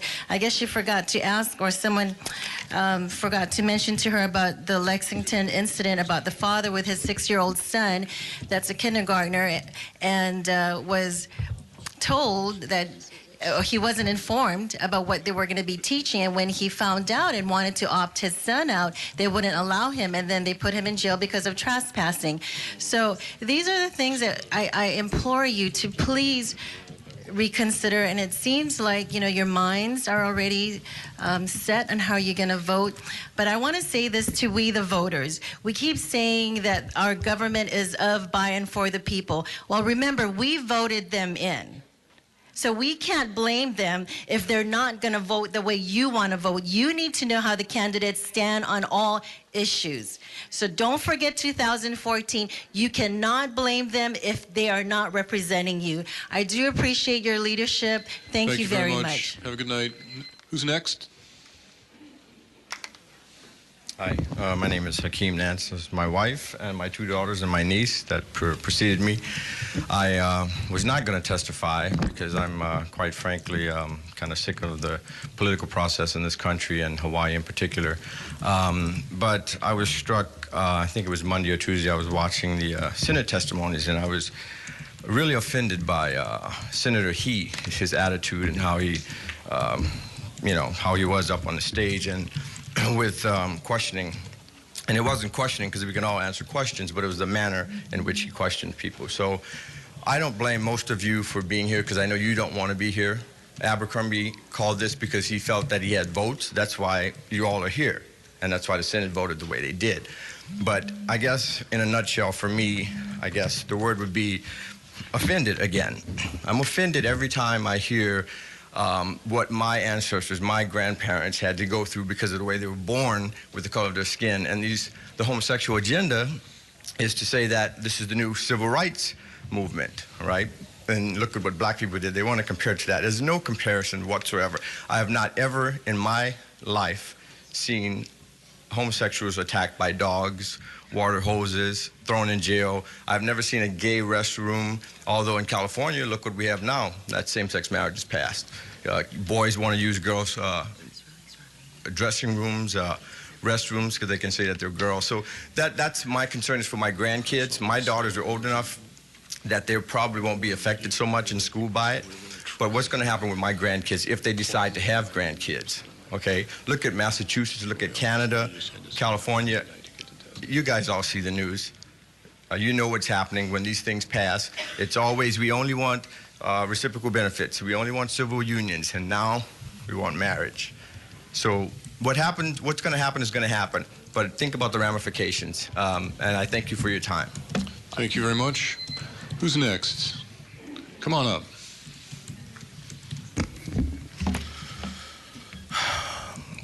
My name is Paliku Kahalepuna. I'm in strong opposition of SB1. I'm a native Hawaiian, and I was born and raised in Kahuku. We made the drive all the way out here, so I expect all of you to look at me when I'm talking to you. I've been here since 8 o'clock, and I'm cranky, just like all these guys. And I want to start off by saying mahalo to all the brothers and sisters that stayed. And all you guys on TV that are sending me text messages telling me to hit them hard. I'm hitting them hard.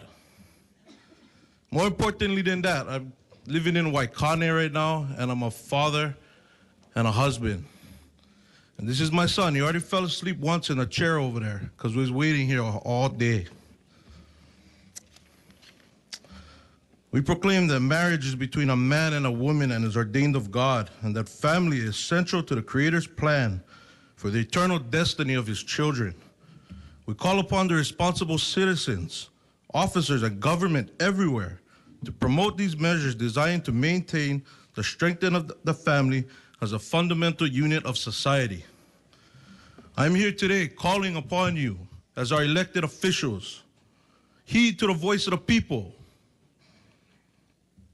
You've heard from hundreds of people today in opposition of this.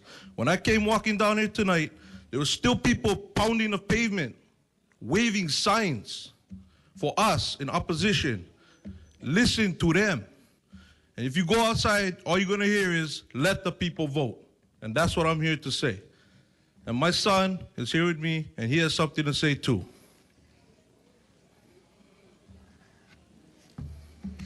My name is Manoa Kahale Puna. I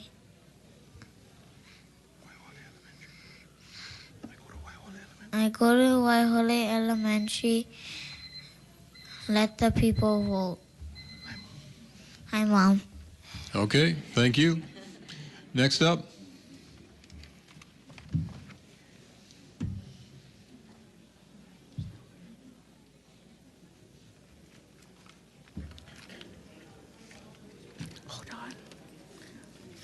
No?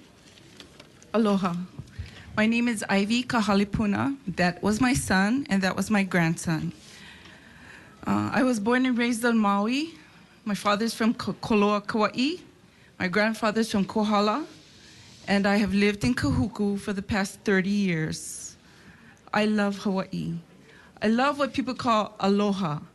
But I can tell you one thing. If you continue to push this bill, SB1 forward, which I strongly oppose, you will divide. You will not help. You will divide. I suggest that you find a way to help those who need the benefits and the other things that they want so they can have it. I'm sure that you can do that. You're smart. You have the resources. I'm sorry that you've been put in this position by a governor who has an agenda and has used people, some of you as well as the parties that support some of you, to put you in a situation between us when you are our elected officials. I do feel sorry for you because this is a difficult situation. But I can tell you that I have watched all day before I came, and I have seen that people have not been honest when they have given you answers. I'm really impressed with the questions that you have asked to get clearer answers. And you know what? You didn't get the answer. I didn't get the answer. Everyone here did not get clear answers. If you don't have clear answers, how can you push this bill forward? Kill the bill or give it the time it deserves. That is the smart thing to do. That is the right thing to do. That's what you're elected to do, to make the best choice for everyone. I'm not saying just choose for me. Choose for everyone. That's what you represent. Thank you for your time. Thanks so much. Next up, please.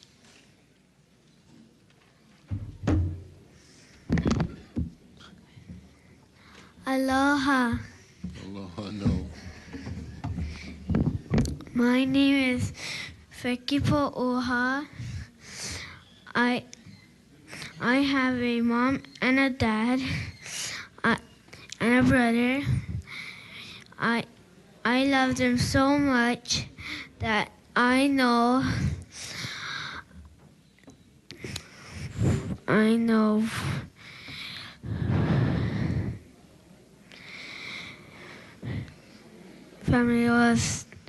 families will stay together forever with a mom and dad. In the name of Jesus Christ, amen. Thank you very much. Next, please.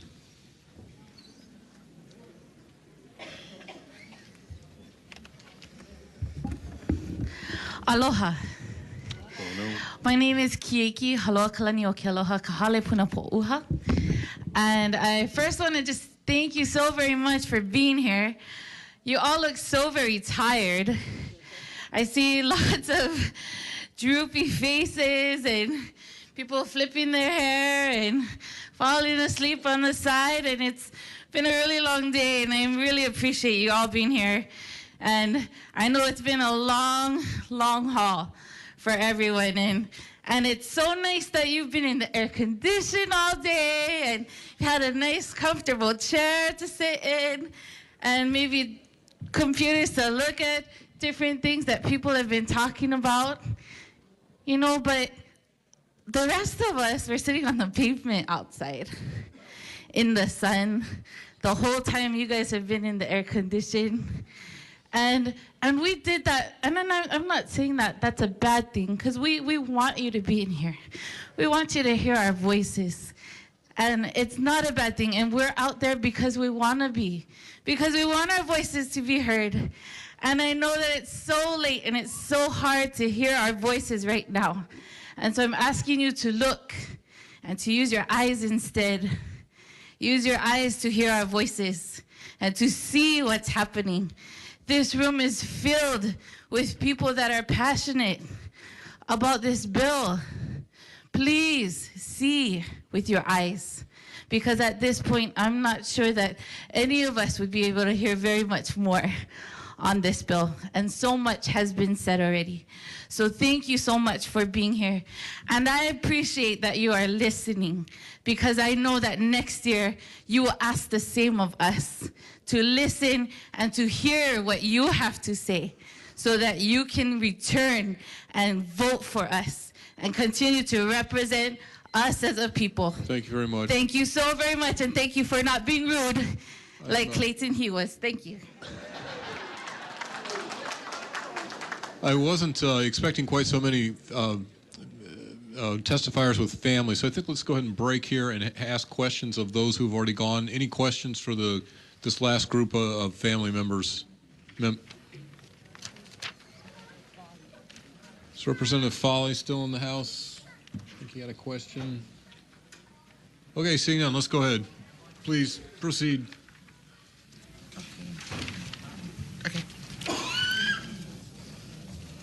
Aloha, my name is Penelope Carlene Ostapie Tukimaka. I'm here to testify for my family, especially my daughter who I'm left upstairs. I've lived in Massachusetts, I've been to Canada, but I live in Hawaii with my children. As a registered voter, I'm against SB1 and this special committee by not letting the people vote. I am a registered voter and a Christian and against this special session because it imposes on my religious freedoms, inconveniences my pastor, and trespasses upon my church's mission. And finally, as a daughter of a retired Air Force Master Sergeant, a mother of 9 children, and a wife whom I've been married to my husband for 12 years, and a woman of Hawaiian ancestry, I'm against this special session, and it does not allow me my constitutional right to vote and not leave a legacy of historical and cultural liberties to my family. I'm sure that you've heard all of the pros and cons of this issue, but I want to express to you my concerns as playing devil's advocate. And part of SB1 on page 12 in section 8 in its findings, where it's slashed out its whole entirety about the consent of marriage being with blood, either in whole and half. That opens an opportunity for situations that used to be held for only royal family in Hawaii. You need to really look at this bill because it does not provide proper guidelines as far as cultural rights, civil liberties, and religious freedom. When a person on the panel had asked about what's to impose, what is to compel people to come here and vote, I did when Mr. Rhodes had said you have 12 o'clock to vote. So I am here opposed to SB1. Thank you. Thank you very much, Penny. Have a good night. Next up, please.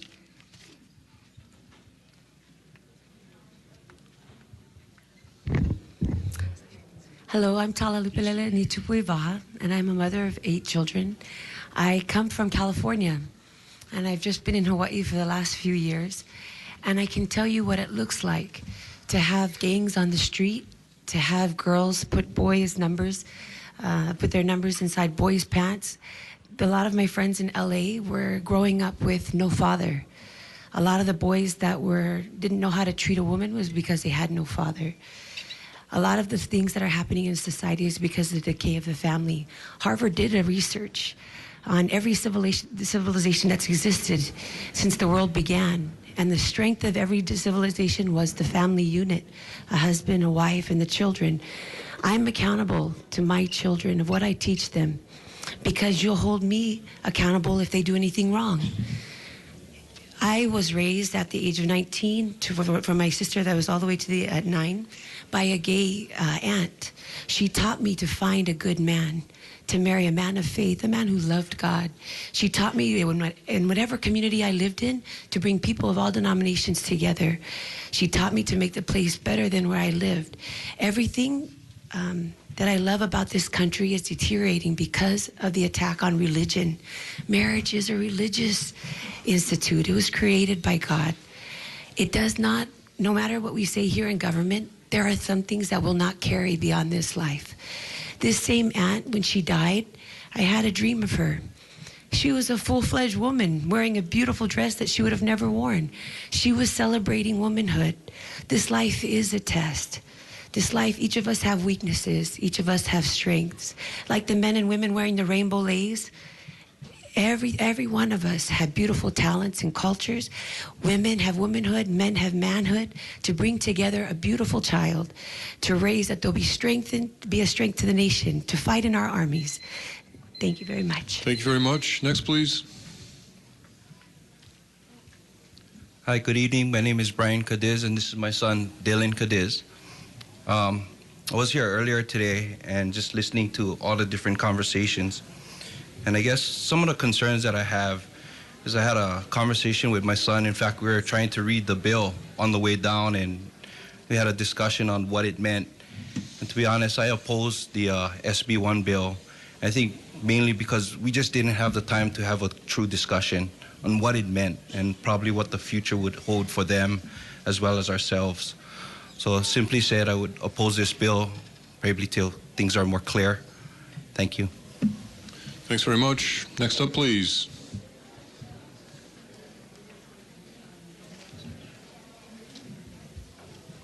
Hi, my name is Kevin Saltz, and I'm from Hauula, and I'm opposed to this bill, SB1. I want to break with tradition just a little bit and ask you folks a question, if you don't mind. And that question is, where will this lead? Could somebody answer that question? Where will Hawaii be 50 years from now if this legislation passes? Any one of you, please. Normally, you have 2 minutes to talk if you like, and Okay, so I'm giving you an opportunity to answer that question, if you could, please. Okay, well, let me just say what I think might happen. I voted to preserve the definition of marriage between a union, marriage to be a union between one man and one woman in 1998, and my opinion has not changed. Legalizing same-sex marriage is a social experiment that will have detrimental impacts on the religious freedoms and freedom of expression and speech, among other things. Our society does not know enough about the effects of same-sex marriage and will have on families and children to make this kind of change in the definition of marriage. We have thousands of years on heterosexual marriage, and it works. Being forced to comply with the demands of homosexual community and the laws they lobby for and get passed are eroding our personal freedoms and choices. For every law passed to protect gays and lesbians, we have to have a companion law protecting the rights and freedoms of heterosexuals. We need more time. We need more time to decide if this social experiment will work or not. I think we need at least 100 years to see what's happening in Massachusetts and other places. Teachers are being forced to go against their religious beliefs, and parents are powerless to do anything about it. They cannot help their children out of the classroom. We're going to lose teachers and teachers with religious beliefs that do not agree with homosexuality. The Hawaiian culture will be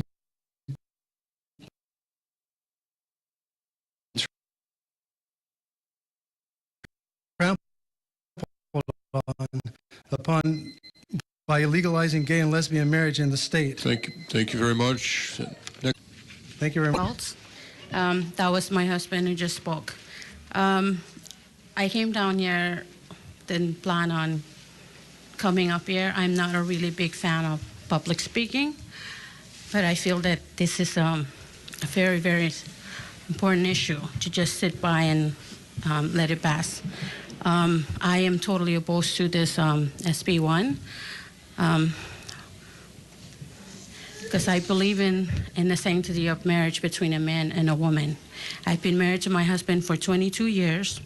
We have 7 children, 1 grandchild, and each of us play a different role in our children's life. There are some things that I can, some things that I can't, I guess, take the place of my husband's and my boys' life when they're at a certain age. There are some things that they can't come to me, and my husband is the one that he can go to. Same with my daughters. I don't think a husband and a husband or a wife and a wife can do the same thing. That would work the same way as a husband and wife, or a mother and father. And also, I grew up learning about the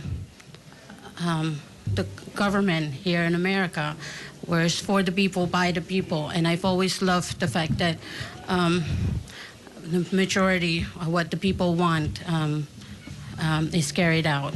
So please let the people vote on this issue. It's very important for just a few number of people to just decide how it's going to go. And thank you. Thank you very much. Next up, please.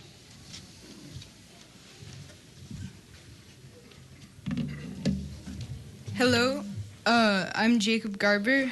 I oppose Bill SB1 because I don't want the youth and the children to be obligated and exposed to curriculum that goes against religious beliefs without parental consent. I don't feel that it is fair to force so many changes onto our schools and our society. However, I do think that the people have the right to go about their lives as they see fit. But I don't think that in order to give a group freedom that other freedoms need to be taken away. My hope is that somehow we could come together and come up with a different bill that would give the freedoms that are being asked without taking away freedoms that we already have and that our forefathers fought so hard for. In conclusion, I ask that you would please stop and look at this from a different perspective and try to understand how this will affect our society as a whole. Thank you for your time. Thank you. Next up. Hello, my name is Julius Jackson. I'm here with my wife and my 4 children. I'm totally against same-sex marriage in every aspect of the word, because you cannot put that in a sentence, same-sex marriage. That's not marriage. The Bible created, in the beginning, God created heaven and earth. He created man and woman. If we allow this to pass and allow this to go forward, we're basically starting another Sodom and Gomorrah, where man and man, woman and woman are not meant to be together, and you're gonna unleash a Pandora's box that you can't close. The Bible also tells us that we ought to be fruitful and multiply. If you allow same-sex marriage, how can you be fruitful and multiply? You cannot reproduce after your own kind. There's no way, shape, form, or fashion. You call it adoption, you call it whatever you want, but that kills the bloodline. So that father's name is dead. That legacy is dead, because that man and that man and that woman can't bring forth that legacy. So I pray that you all have an open mind, that you keep your focus on really what's to play here, what's at stake here when it comes to our families, and that you do give this back to the people. Allow them the opportunity to vote. If it goes in your favor, if it don't go in your favor, allow the opportunity for the people to vote, just as they voted for you. I just pray that you keep your focus. Thank you for your time. Thank you for this opportunity. Thank you all. Thank you. Have a good night. Next, please. Aloha, my name is Malia Robbins. I was assigned the number 3644. Thank you for allowing me to be here. I come representing myself. I represent my family and my children. I come with a heavy heart. I know this bill means a lot to people, you know, whether they're for it or against it. I strongly oppose it, not only for my religious beliefs, but because I don't think that we have been given the opportunity to really look at it. And that was proven to us earlier today as Representative Har asked the Attorney General, and he had no answers. He tried to deflect those questions. I come here asking that you vote no, and that you allow the people to vote on that matter. I mean, it's almost midnight. I got the call after trick-or-treating today with my kids. That was around 8:30, 9 o'clock, that we needed to be here. My son, 18 months, he's sleeping. Representative Rhodes, you said you were surprised that there are so many families here, but I don't think you should be surprised because this bill affects us and it affects our families. The children that are here, that are tired, that are falling asleep or are already asleep, this will affect their livelihood. And I know you're tired, and what I might be saying to you might be going through one ear out the other, and I hope not, because you are our representatives, and you're supposed to be making the decisions for the people, for the best interest. And I don't think if you vote yes, that would be the best interest. Thank you for your time. Have a good night. Thank you very much. Who's next? Good evening. Good evening. My name is Susan Duffy. My number is 3662. I am here to speak in opposition to the same-sex marriage bill. I am not sure what I can possibly add to what's already been said here. I will, however, add my voice to the thousands of people that are opposed to this bill. This is not an emergency. If it were, why are we the only state having a special session for this express purpose? And this bill is not about marriage. It is about the total destruction of traditional marriage as we know it. It is about the fundamental transformation of society. And I wonder where we've heard that before. Marriage has always been understood to be between one man and one woman. You are now seeking to push aside the wisdom of a millennia in order to do what? To create a dramatic change to society in just a matter of days. This is not progressive. This is regressive. It is not enlightened, but foolishness and government run amok. Thousands of people came out to the rally against this bill on Monday, and 60% of the testimonies that were heard that same day were also in opposition. And yet somehow the bill still made it out of committee and passed the Senate yesterday by a vote of 20-4. I get the feeling that it doesn't matter what we say. Even if we'd had 10 times the turnout on Monday, and if the testimony had been 70 to 30%, it wouldn't have mattered. But here's what I do know. Redefining marriage means redefining parenthood.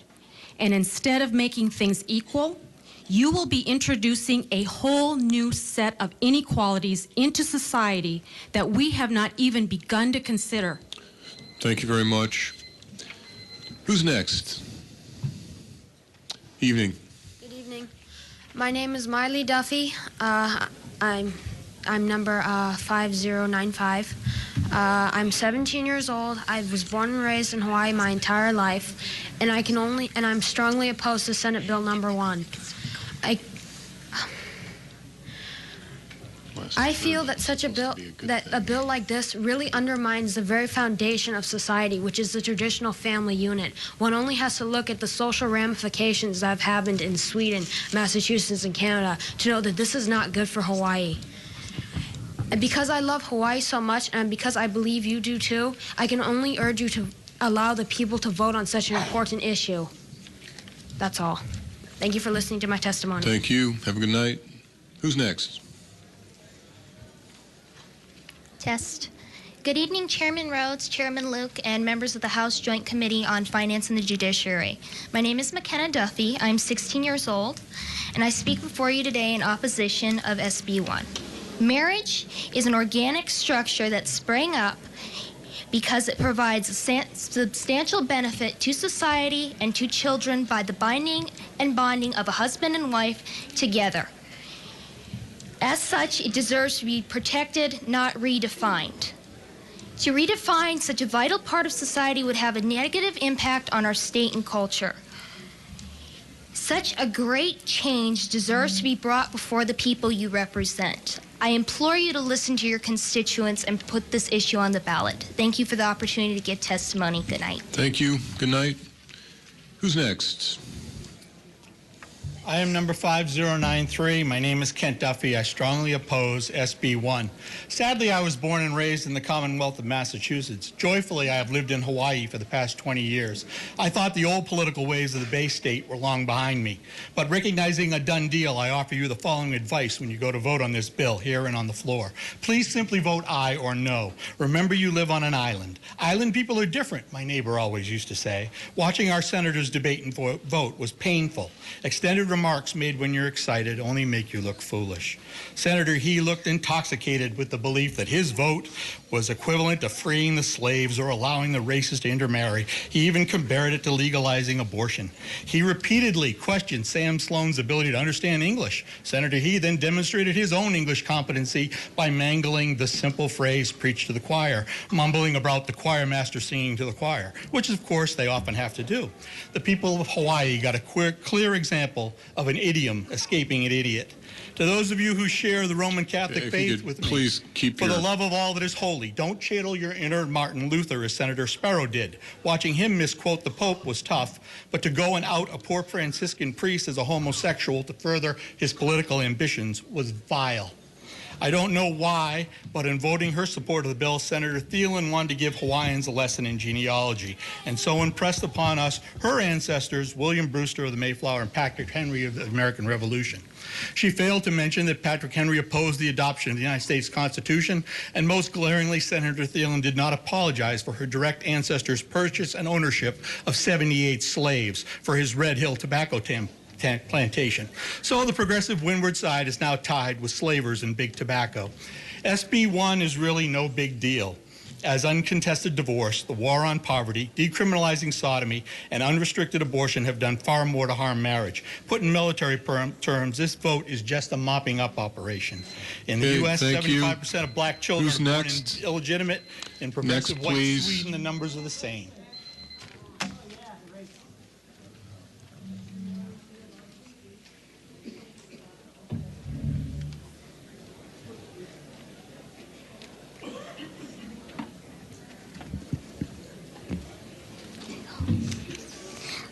Aloha, government members.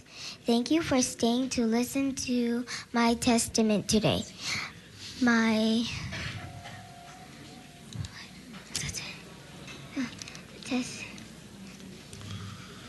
testimony. My name is Nisa, and I attend Iroquois Point Elementary School.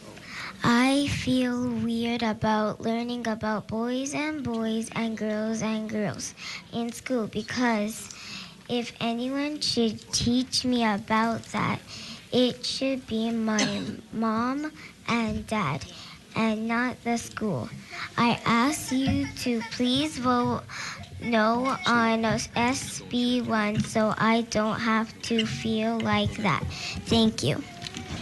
Thank you very much. Just a reminder, I've announced it a couple of times today already, but the original announcement was that Chair Luke and I would decide whether to go ahead and continue to take testimony after midnight or to wait until tomorrow. We've decided to go ahead and continue to take testimony, so we'll keep going. Yes, sir. Chair, point of information. I just reread the press release that the committee gave to the press, and it says that, yes, as you just decided, at that time, that is midnight, if there are people who are signed up to testify still waiting to speak, the hearing will be continued on Friday. So the decision is, do you want to come back tomorrow or do you want to stay today? I think they should decide.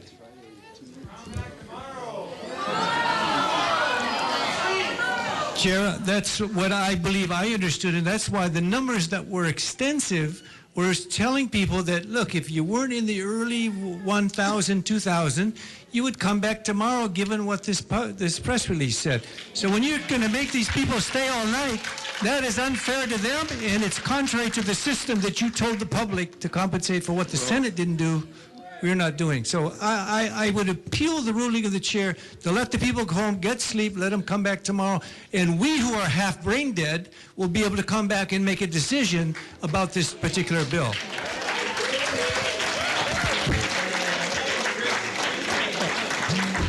Well, I think we should just power through as long as we can, because there are a lot of people who are here with children who waited all day. What about the 2,000? There were 5,300 people who signed up as of 11 o'clock tonight. There are 3,000 more people to testify, and they're not going to come here at 2 and 3 in the morning. What are you going to do with those 3,000 people, Chair? I announced at least twice that at midnight we would make a decision whether or not we're going to continue on or not. But this press release that the public said that you're going to decide that Friday would be, if people are here who want to testify, they will be told to come back on Friday, not 12 o'clock at night, Chair. Do you want to read this thing? Here, read it. No, we are reading it. Representative read what Ward, it says. can you sit down? I think Come on. a lot of people, gee. It's Friday. It's Thursday night at 1 o'clock. This thing says come back tomorrow. Oh, come on.